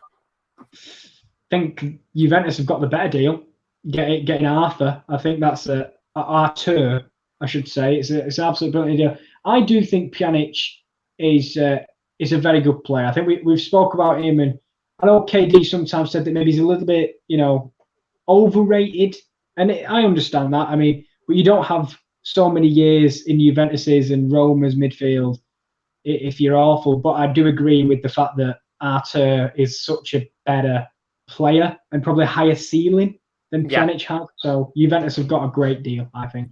I think even better as well, which just proves how much Arthur doesn't care now, is when the registration was completed for Barcelona for their players going to the matches. Arthur actually decided beforehand, just before I say that, Manchester City in here. It's a heavy ball into Gabriel Jesus, who is taken down. Not going to be a penalty, though. And it's good work there from Courtois. But in terms of the Arthur kind of situation, he decided to fly back to Brazil just as they were about to announce squad registration and said he wasn't playing anymore. So fair play to him. Exactly. I think that's the thing. Pjanic has been more of a professional by playing today, but I think Pjanic has never had that sort of problem. But you've got to wonder if Arthur does, kick up a fuss like that, put him in the midfield with Rabiot, who hasn't had the best behavioural issues, in terms of that's a very ego-driven midfield. So I think he was right to kick up a fuss, though, because it was more Barcelona trying to force him out to get Pjanic more than anything. So it's kind of a real kick in the backside, stab in the back, as you could say, from Arthur to just be like, well, I'm not going to play anymore. And I guess, as you said, maybe an ego-heavy midfield probably isn't the best idea, but it's a nice, funny story. It's really shot themselves in the back of the head with that one. I agree. I do think, I would be annoyed as well if you were just like, you thought you had a place in this team. You've had an okay season. I mean, he's not had the world's greatest, but you think you've done enough to stay another year, and they're just shoving you out the door. I kind of understand that, but I think it is because we've never heard about Arthur being a behavioural problem before. I think it's just more of a case of, as you say, he's just very frustrated. Yeah, he's being forced out, and unlike Bale, who's very happy to be forced out, Arthur not so much. Oh, they should have done a swap deal in that case. It would have been a perfect situation. Although I think to myself, actually, Bale would probably get a go at Barcelona as well, I think. I mean, there's a spot for him in there. But I mean, it'll never happen, but... No. It's one of those where I think to myself now, who's going to take Bale on? Because it'll be a very similar situation to Sanchez, I think, where Real Madrid will probably have to pay him to leave the club, and he'll have to take a wage cut as well. I seriously wouldn't be surprised if he just... I don't know, because you've got to think, how much of a wage cut will he be willing to take after his Real Madrid contract's up? Because he's on a hell of a lot of money. Well, that's the thing. You just sit and just wait till the contract expires. It's a tricky one. Yeah, it's a difficult one because Would he like to go back to Tottenham? Could Tottenham afford what? It all depends on what Bale is asking for. I'd like to see him go back to Tottenham for a year, but I don't even know if there's a place for him there. Yeah, it's a tough one, isn't it? I just don't think I don't think Tottenham would want him back, to be honest. I don't think it's an ego problem, just as you said. I don't think he'd fit in there right now. Well, he won't suit Mourinho because he actually De Bruyne's in. He's still going. De Bruyne, he's in the box. Well, he's unlucky there. I mean, I just didn't want to say anything there, just in case there was a potential penalty shout. The one player who he's not the quickest of the front three was through on goal there. He was against Carvajal and Eder Militao, cutting onto his right foot. Carvajal, it's absolutely outstanding. Well, there was no shouts for penalties there because Carvajal, he gets in front of De Bruyne to block him off, makes it really awkward for him to take a shot on target, and gets a block on the ball for a corner. Great work from the Spanish fullback. We spoke about him. We spoke about Hakimi, obviously now joining into Milan, but he was going back to Real Madrid, and we thought, would he really be able to knock Carvajal out? Because Carvajal has been consistently brilliant for many a year now for Real Madrid. I can't see him being replaced anytime soon. No. A couple of years when he gets a little bit older, then he will be. But right now, he's very consistent. He's Mr. Consistent. I don't find many times where he's injured as well, actually. He's very good fitness-wise. In the Champions League where he got injured, because I remember him coming off crying. Was that the Champions League? Oh, God, I can't remember on that one. I remember visualising him coming off crying. And I'm pretty sure he wouldn't have done that if it was a league fixture away at Alaves. So it had to be something important. Because, I do remember Gabriel Jesus crying. I remember that one. So they both got two cries on the pitch. Yeah, I remember Ronaldo crying, and then a fly came and went on his head, I think. I can't remember. It's been a really quiet 15 minutes, to be honest. That's one of the first major opportunities we've had, really. Real Madrid taking their time. As we said before, there's no rush for them necessarily to desperately get a goal straight away, or else Manchester City will come firing out on all cylinders just to end the game there. And I mean, they are coming, firing out on all cylinders here, pushing forward. But half an hour left of this game, no substitutions as of yet, although there are a couple of players who are warming up a little bit more than they were earlier. So I do think we will see some changes soon. How's that first kind of 10 or 15 minutes of Juventus Lyon gone in the second half? If you're Juventus, I'd be very frustrated because they have not created much at all. And you're thinking you've got to get 2 goals in this second half. You've got to have someone try and create something. It might be that man, Cristiano Ronaldo, but Bentancur dispossessed. It's really frustrating from a neutral to see Juventus so lapse in the attacking third after years of them being really dominant. So I think they need a spark, and I think Paulo Dybala is that spark waiting on the bench. I mean, what a way! Yeah, if they can hold on, what a way to go through in the Champions League. Yeah, for Lyon. And Depay. Oh no, it's a heavy touch. I thought he was about to break away on his own there, but it was just a heavy touch. I'm just looking on Juventus's bench to see who else is going to change the game. Really, Foden into De Bruyne, who's inside the box, trying to curl it in. Oh, okay. Bernardeschi. He's giving it to Ronaldo, who takes the aim. What a goal from outside the box. And I told you the man is Cristiano Ronaldo, and that is unbelievable with his weaker left foot. He has took aim from about 25 yards with that left foot, and it is flying into the near top corner. Lopez gets a hand to it, but he can't keep it out. What a goal from Cristiano Ronaldo. Wow, yeah. What a goal. What a goal. He's parried it onto the post as Lopez, but he's got nothing on that strike. What a hit from the left foot of Cristiano Ronaldo from 25 yards into the top corner. Do you know what? He very, very nearly saved that as well. Got the fingertips on it. He did, and it's that man we said loves an important goal. Aaron Ramsey is coming on for Miralem Pjanic, who we said is obviously leaving, but Juventus now within one.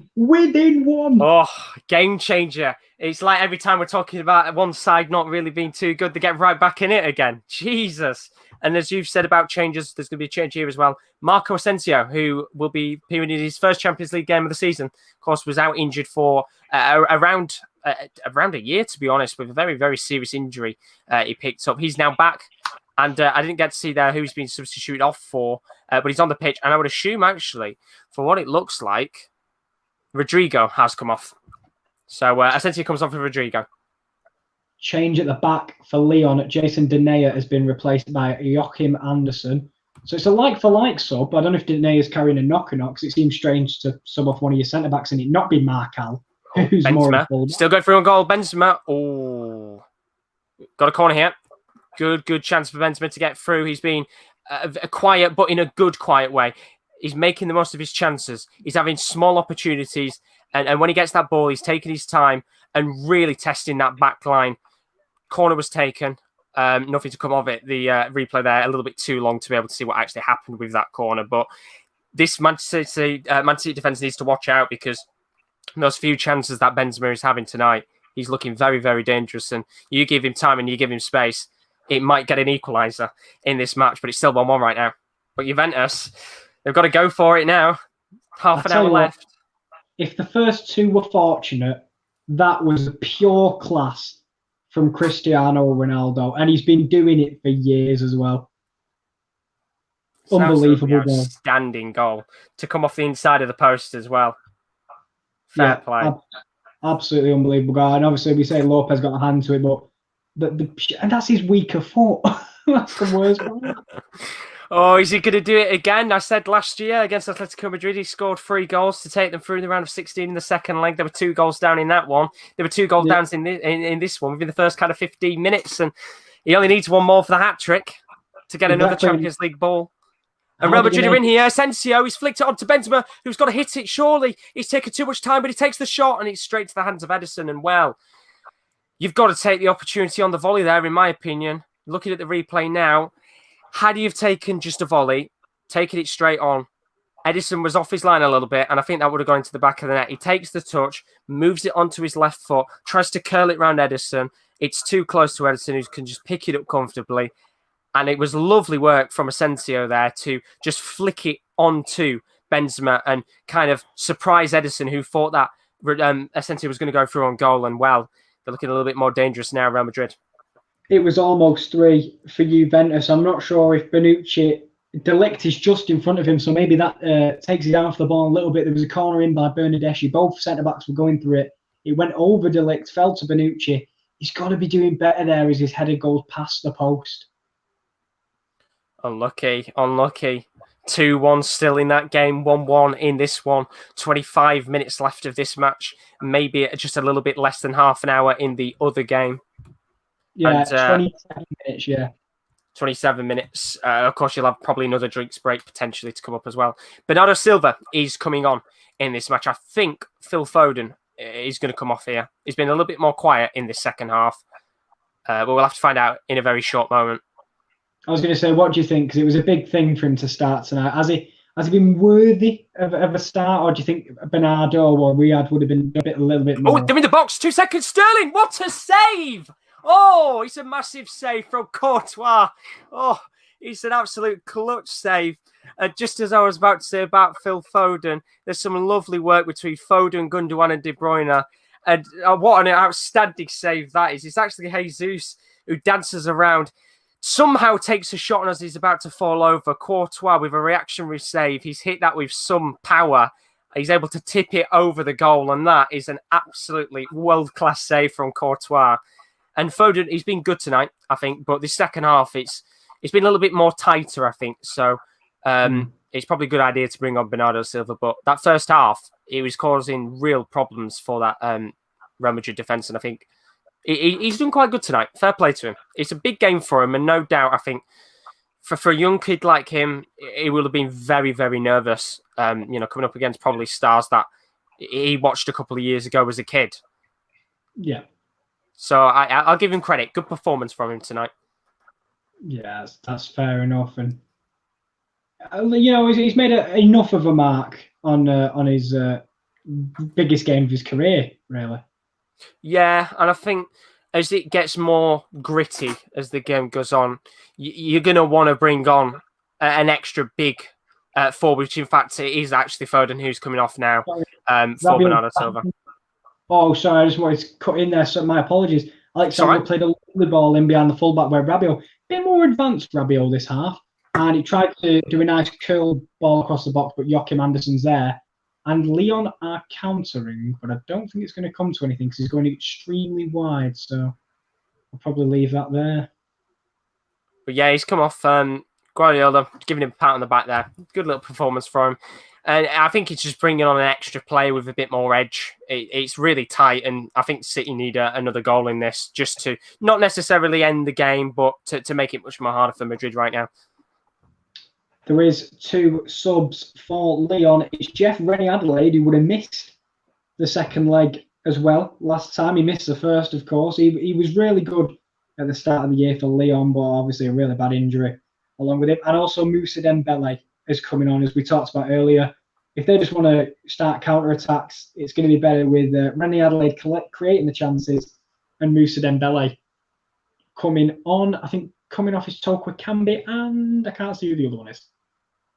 2 good changes there, though. As you said, Adelaide was the Liga Player of the Month back in September. Started really, really brightly for them. And you never know, maybe the 2 players with ACL injuries might score. Has there been another chance? Memphis Depay's coming off. That's what there's a mistake at the back and it's in! Oh, what's they've done again? Unbelievable! From nothing, once again. I think Varane has had an absolute nightmare at the back tonight, and it's him yet again, and it's Gabriel Jesus from nothing. Unbelievable. And as I've just said, they need a goal to really, not necessarily end the tie, but put all the pressure on Real Madrid. It's 4-2 on aggregate. And if I was Zidane, I'd be telling Varane to fuck off right now, because that is an absolutely horrendous mistake at the back. Just looking at the replay right now, it all starts with Ilkay Gundogan, who lost a very high ball into Varane. He tries to head it. He's ball watching. He doesn't see Gabriel Jesus behind him. He heads it down, notices that Courtois is coming out of his box, doesn't see Jesus behind him. It's the worst header I've ever seen. Jesus picks up the ball because Courtois is out of his goal. There's nothing he can do. And just like that, Manchester City are in the lead. 4-2 on aggregate, 2-1 in this game. Unbelievable. Is that game over? Well, I think Pep thinks it's game over because he's jumping for joy right now after that goal. And usually he's quite a calm man when it comes to those situations.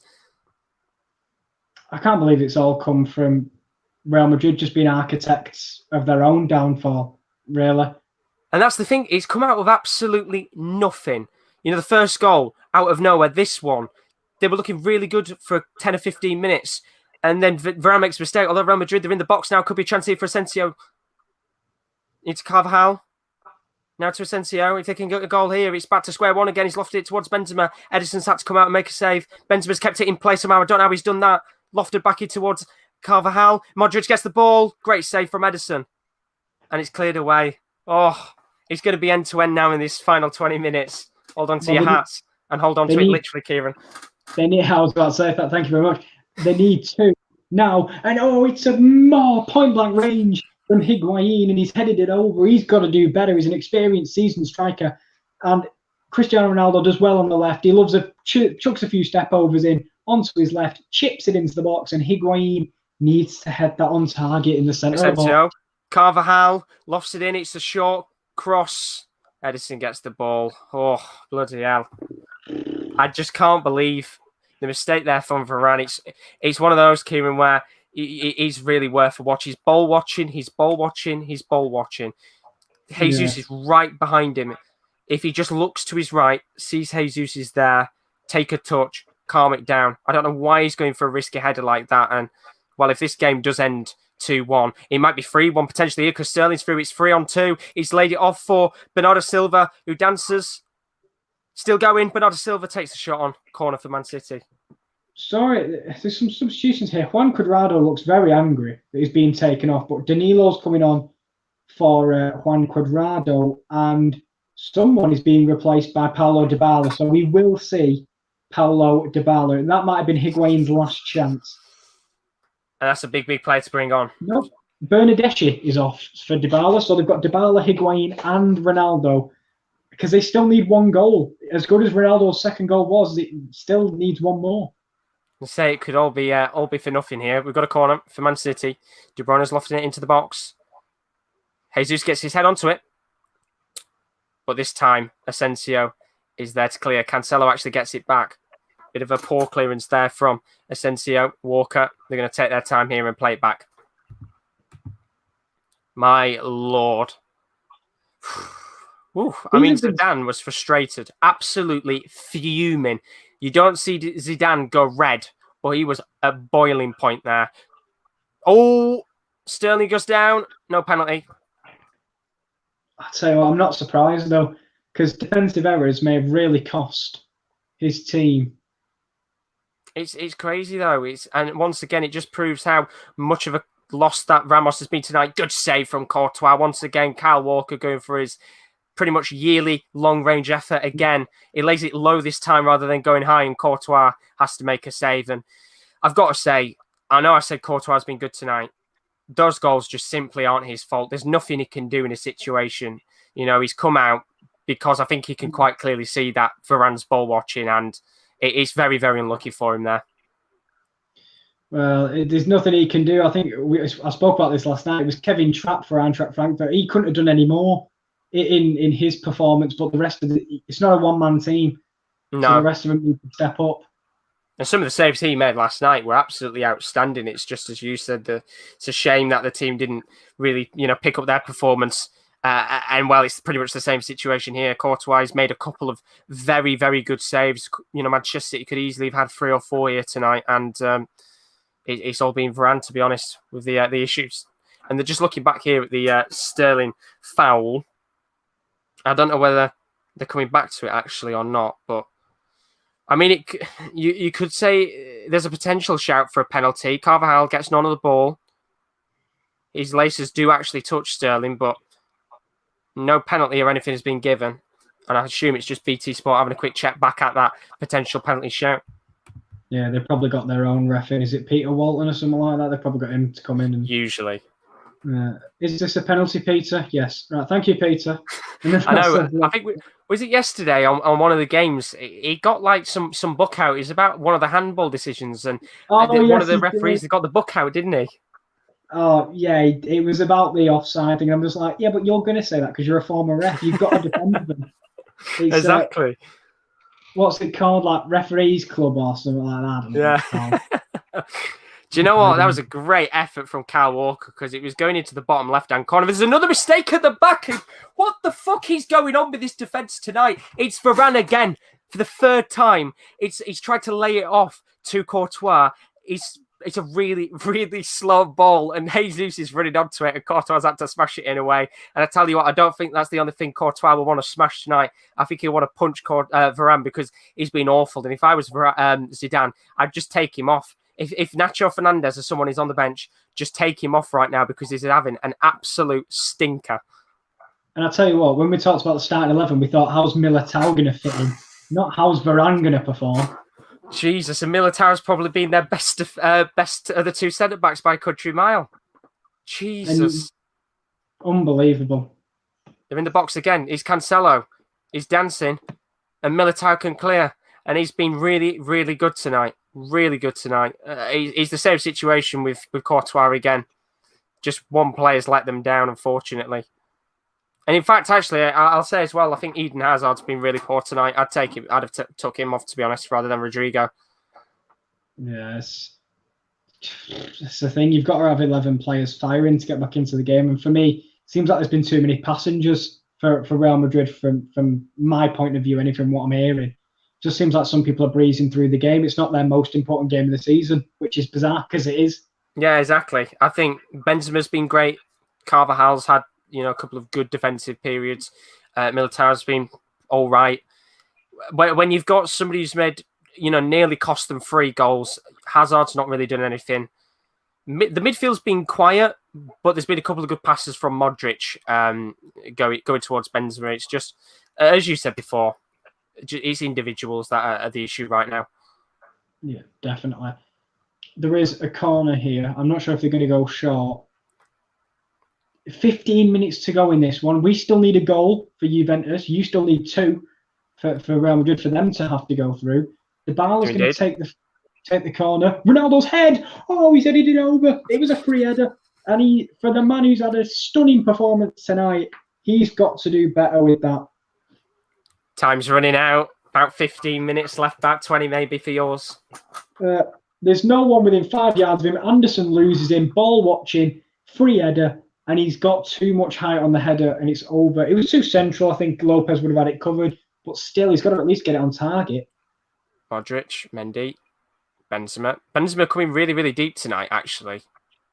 And could you say it's worked in their favour? I actually don't think it has, to be honest, because I've seen Benzema on the left-hand side and the right-hand side a couple of times. And the problem is, of course, when you're doing that, there's nobody really in the box there to lob the balls into. The goal that they scored was simple. It was Rodrigo with a cross into Benzema for his head. And talking about that, Casemiro's just lobbed one towards him and he can't get a touch on it. Modric can get it back. And Benzema now, once again, as I'm just saying, he's on the left-hand side where you kind of don't want him. There's nobody else really in that box right now that you're going to want to be lofting the ball into to try and get a head onto it. So it's a bit interesting. They've got to go 2 up top soon and bring on Luka Jovic. I'd hope so at least. But the thing is, I think as well with Benzema at the moment, it's probably frustration because he just wants to get some foot on the ball because he's been absent for most of the game and he's had the one chance and he's scored it. Absolutely. And it's bad when one of the best opportunities is a chance that Benzema's making for Hazard. It shouldn't be that way. It should be Hazard making the chances for Benzema. And as you said, it's probably frustration. He's having to go to the left-hand side of the pitch to create stuff that isn't even for him.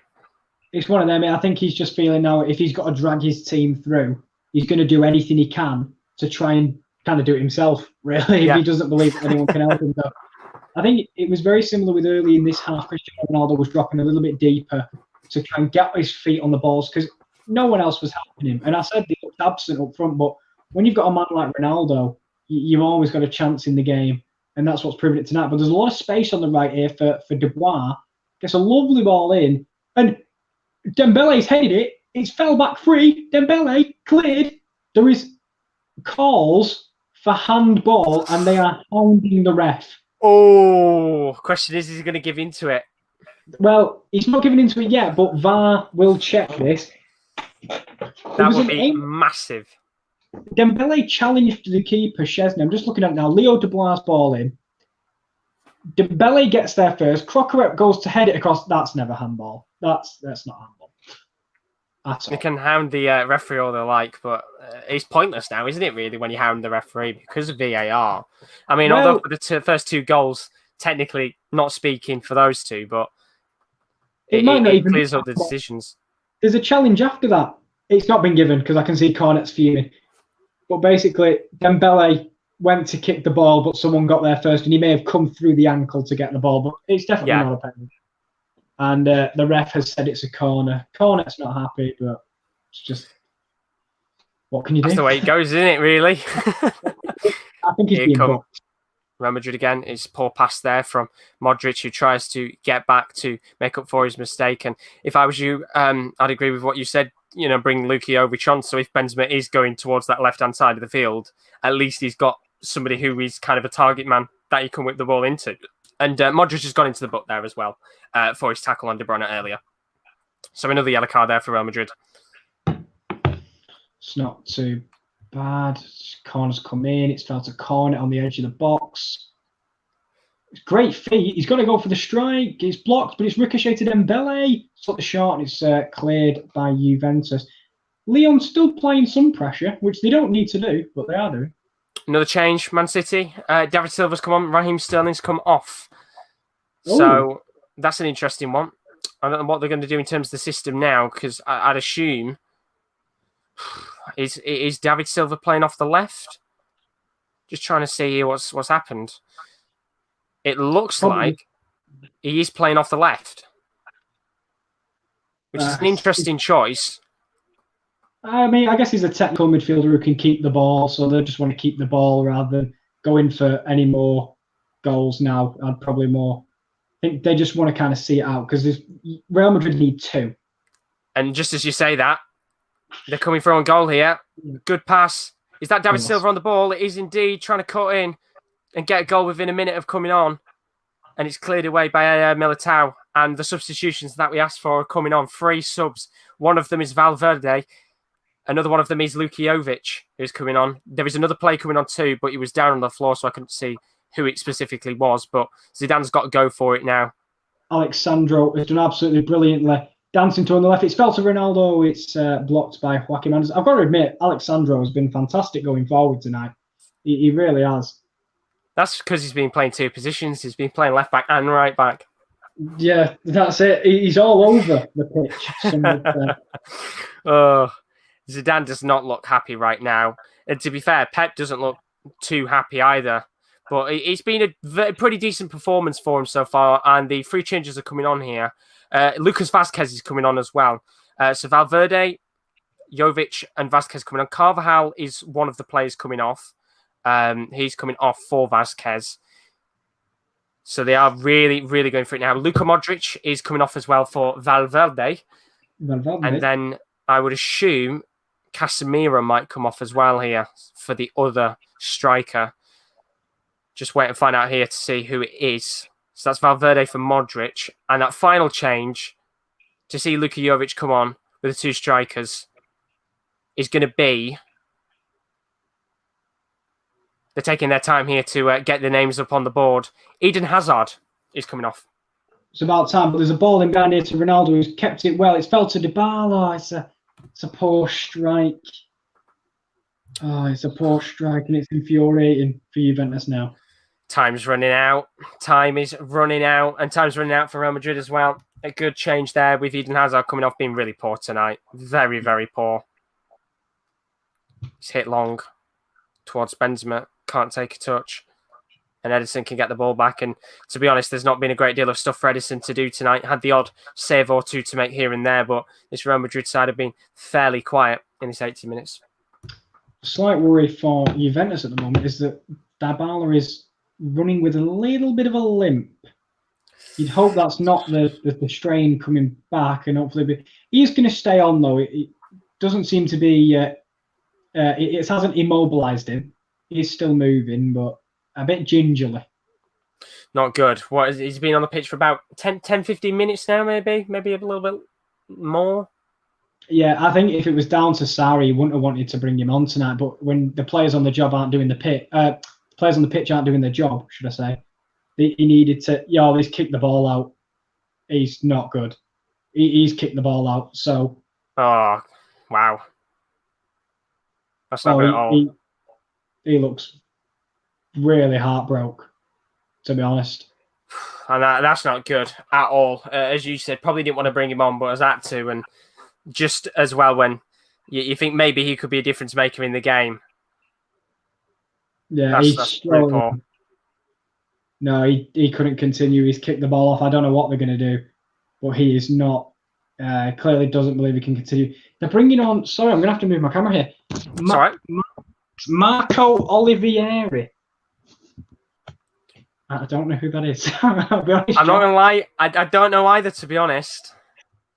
I haven't got the faintest idea. What a way to remember the name Marco Olivieri if he scores tonight. That'll be a way to say hello to everyone. Jesus. We've got a free kick for Man City just outside of the box. Kyle Walker and David Silva are standing over this. And I put my money on Silva taking this, not Kyle Walker. But this would be a lovely, lovely way for David Silva maybe to end his career with one final Champions League goal. De Bruyne is standing over it as well. But it looks like David Silva's going to take it. Referee just aligning the wall. Silva's going to take it. And just over the wall and over the goal. Unlucky there. Good chance. Benson Kerr corner whipped in. It was a header at the near post by Danilo. And you'll never guess what? This shot's for handball. Because of course this shot's for handball. They'll check it, but I just don't think it will be. They are. To be fair, at this stage, they're always going to call for handball after those 2 goals at the start. Oh, yeah. Madrid are in here. Mendy on the far left-hand side, lofts it in towards Lukijovic, who's fell down in the box. He's calling for a penalty, but the referee says, get up. And De Bruyne can clear it away. The referee says, let the other corner come back in because it was not a penalty in the end. Thank God the penalties aren't done with. I mean, we said tonight we wanted to see some penalties. We went after extra time. No. He's given us all the goals within the first 45 minutes in terms of penalties. God. Yeah, Bentancur getting the ball in now for the following corner after it was blocked at the front post. The ball's in. Bonucci doesn't rise. Oh, it's poor. It's been a foul given the other way, and all the Lyon players have dropped to the floor with apparent injuries. Maybe no. Here we go. Yeah, Get the magic sponge out. It's starting already. They're all down. Everyone's going to niggle. I'll tell you what, Real Madrid look like they've got no chance of getting back into this because Man City, obviously there's two options you can go. You can either sit back, go defensive. They are not being defensive. They're going for it. And why not? Because I honestly can't see Real Madrid scoring another goal in this game, to be honest. In fact, of course, they need 2 to get it to 4-4, 3 goals to win it. And they just look so poor. So poor tonight. And I think those mistakes at the back will have certainly made a couple of players' morale go. And Rodrigo going down here, maybe doing the same as the Lyon players. Cramp. Yep, yeah, he is indeed. Everyone's suddenly found a new injury today. But there's 3 minutes left. For Juventus need 1 goal to face Man City or Real Madrid, or it will be Lyon facing Man City or Real Madrid in a single leg fixture, though. So you never know. Crazy. I don't think they would have ever expected to make it to a quarter-final, Lyon. No, and to be fair, it's amazing because they've not played any football. This is their first competitive game, and they've really made a good account of themselves. I think Juventus will be angry, and rightly so, due to the way that they got their goal, Lyon. And the thing is, they're actually going through with that goal because it's an away goal. So, yep. Big goal that first one was indeed. And could Sarri be sacked? Do you think it's a potential possibility? I don't think so. I don't think so after this performance. I think they'll probably give him another. I mean, this is the thing. He won the league, so I don't know how cutthroat we'll be, but I can't imagine so. There is another change, Man City. Maybe there might be a few more nerves for the next couple of minutes because Otamendi's come on at the back. Oh dear. Rodri's come off.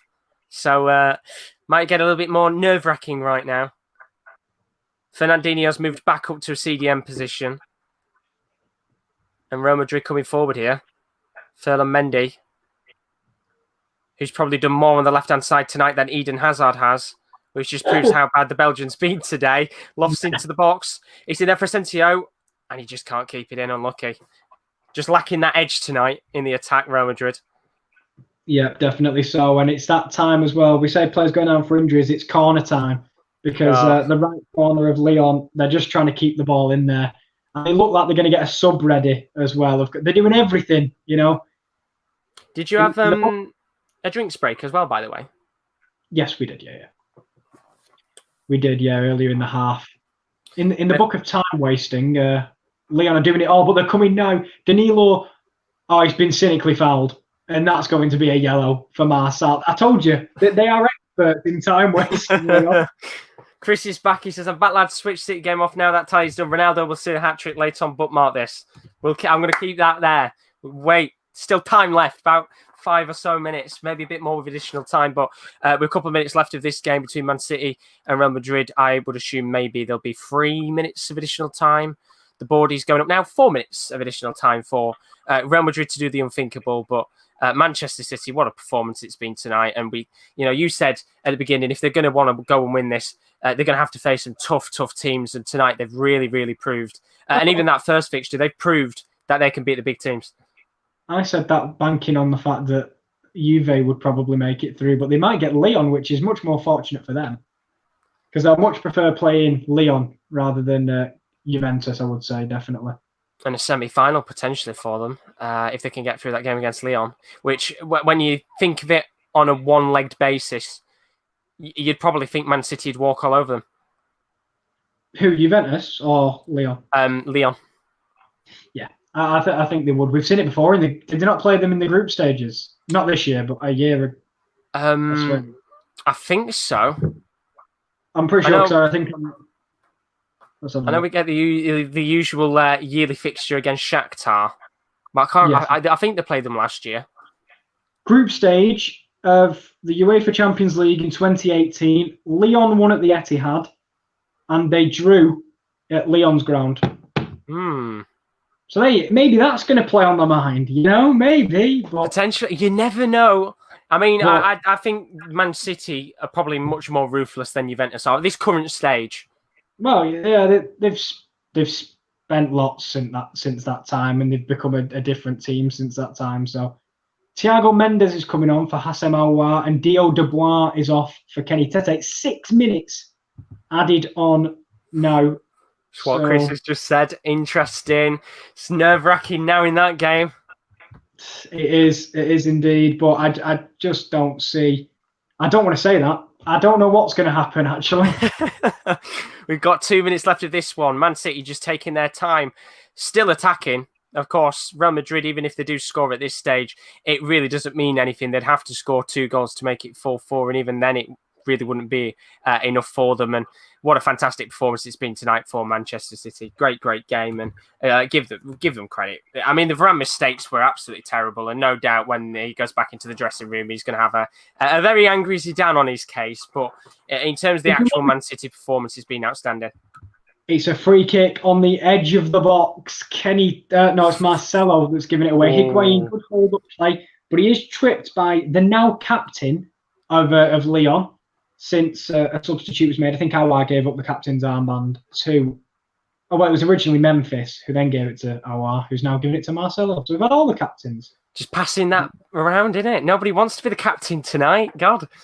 They don't fancy it, but Ronaldo now... This is up there with the Spain free kick in terms of importance for Spain v Portugal in the group stage. So he is the only one over this ball now. I'd say it's about, how big's a yard? Just outside the box for Cristiano Ronaldo. I've not seen this before, but Edison's going to the corner flag.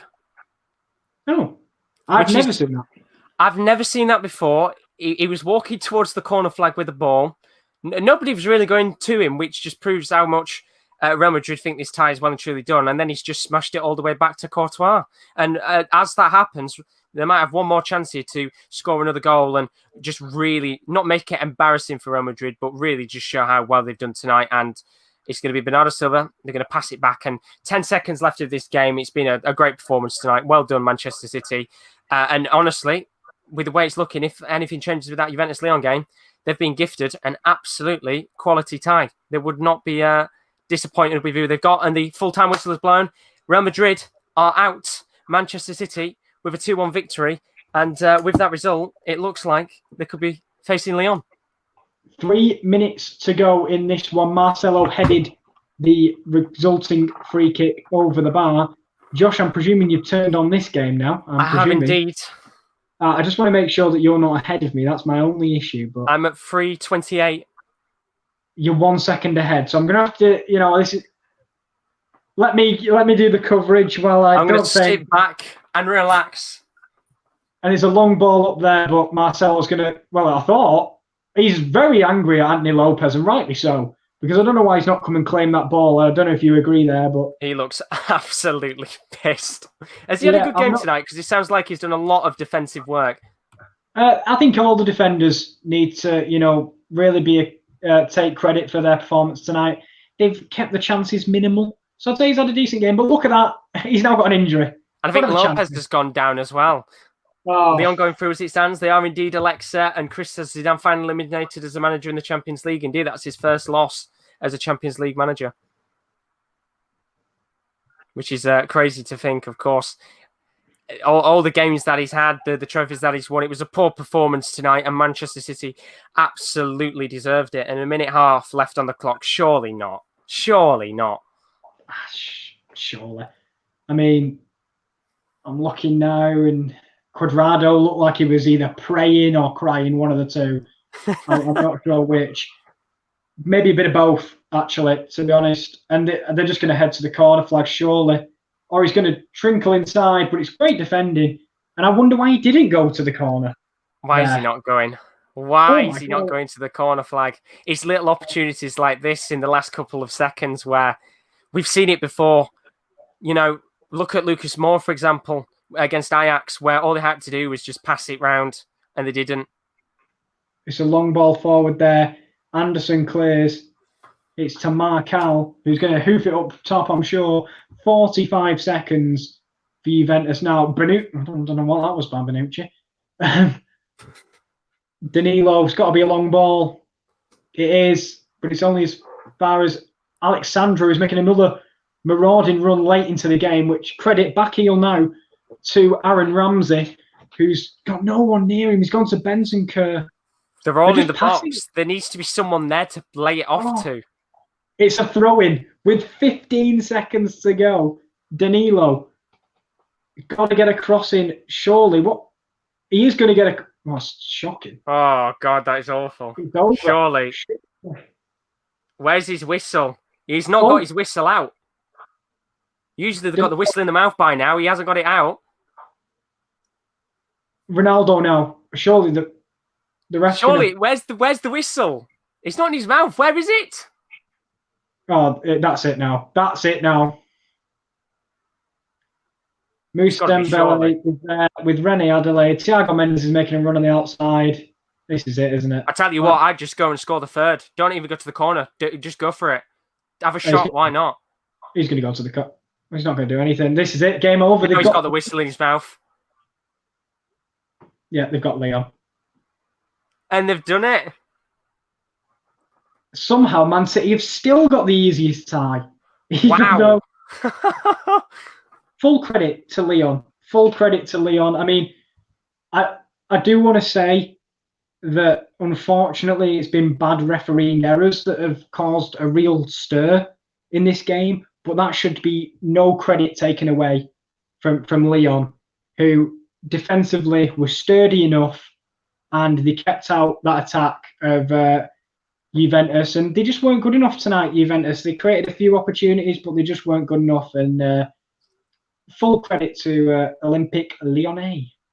Great performance for them, and a fantastic night of football indeed. Full-time scores, Manchester City 2, Real Madrid 1, and also the other score as well. Lyon through on away goals, Juventus 2, Lyon 1. Of course, that penalty being absolutely decisive. And I think your camera's gone right now, Kieran. It's just frozen right now. I don't know if you can hear me or not, or if it's my camera that's gone.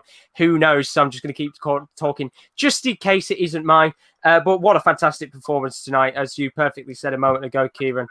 What an opportunity for Lyon to play Manchester City. And even for Manchester City, they'll be absolutely delighted with the next team that they've got to face. As for the other results still to happen, they've got a great chance here of potentially making the final, Man City. I don't know if I've laggy or not. I don't know if it's cut off once again, but your camera has frozen in time. So I'll just keep running on here. In terms of the other games, that's still to come, actually. You can keep your eyes out. We've got much more content to come on the channel. As I said, tomorrow night, you can join us for Bayern Munich and Chelsea. Of course, Bayern Munich 3-0 up at the Allianz Arena. Can Chelsea have a miracle comeback? We haven't seen one yet. Maybe they could be the ones to do it. No, it's me. Is it you? I thought it was mine at first. It got really quiet. I was like, it's mine again. I'm so used to it being Virgin Media. Being a nightmare. And instead, it's not mine. But Barcelona 1, Napoli 1. Who's going to win that tie? It's all square in that one. Going to be a great game. Both games kick off tomorrow night, 8 p.m. UK time. Join Kieran D and Rowan from 7:45 for all the build-up of those games. It's going to be a good one. And now we know as well, as you can see on the bottom of your screen, it is indeed Manchester City who will face Lyon on the 15th of August. That game is at 8 p.m. UK time. We'll be live with that watch-along as well. The other quarterfinal fixtures, Atalanta take on PSG. That's the first quarterfinal on the 12th of August. Leipzig take on Atletico Madrid on the 13th of August. And then, of course, there's the other games as well between Napoli, Barcelona, Bayern Munich and Chelsea. Well, it's cut off for Kieran L right at the end, which is a real shame.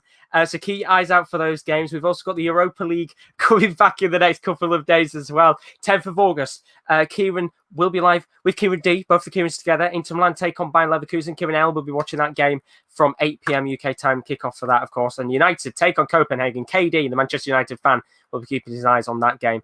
Once again, they'll be live at 7:45 for all the build-up for that one. And then me and Rowan, we're back on the 11th of August for the Europa League. Once again, I'll be covering the Shakhtar game versus Basel, and Rowan will be covering Wolves versus Sevilla. We're live once again from 7:45 for those games.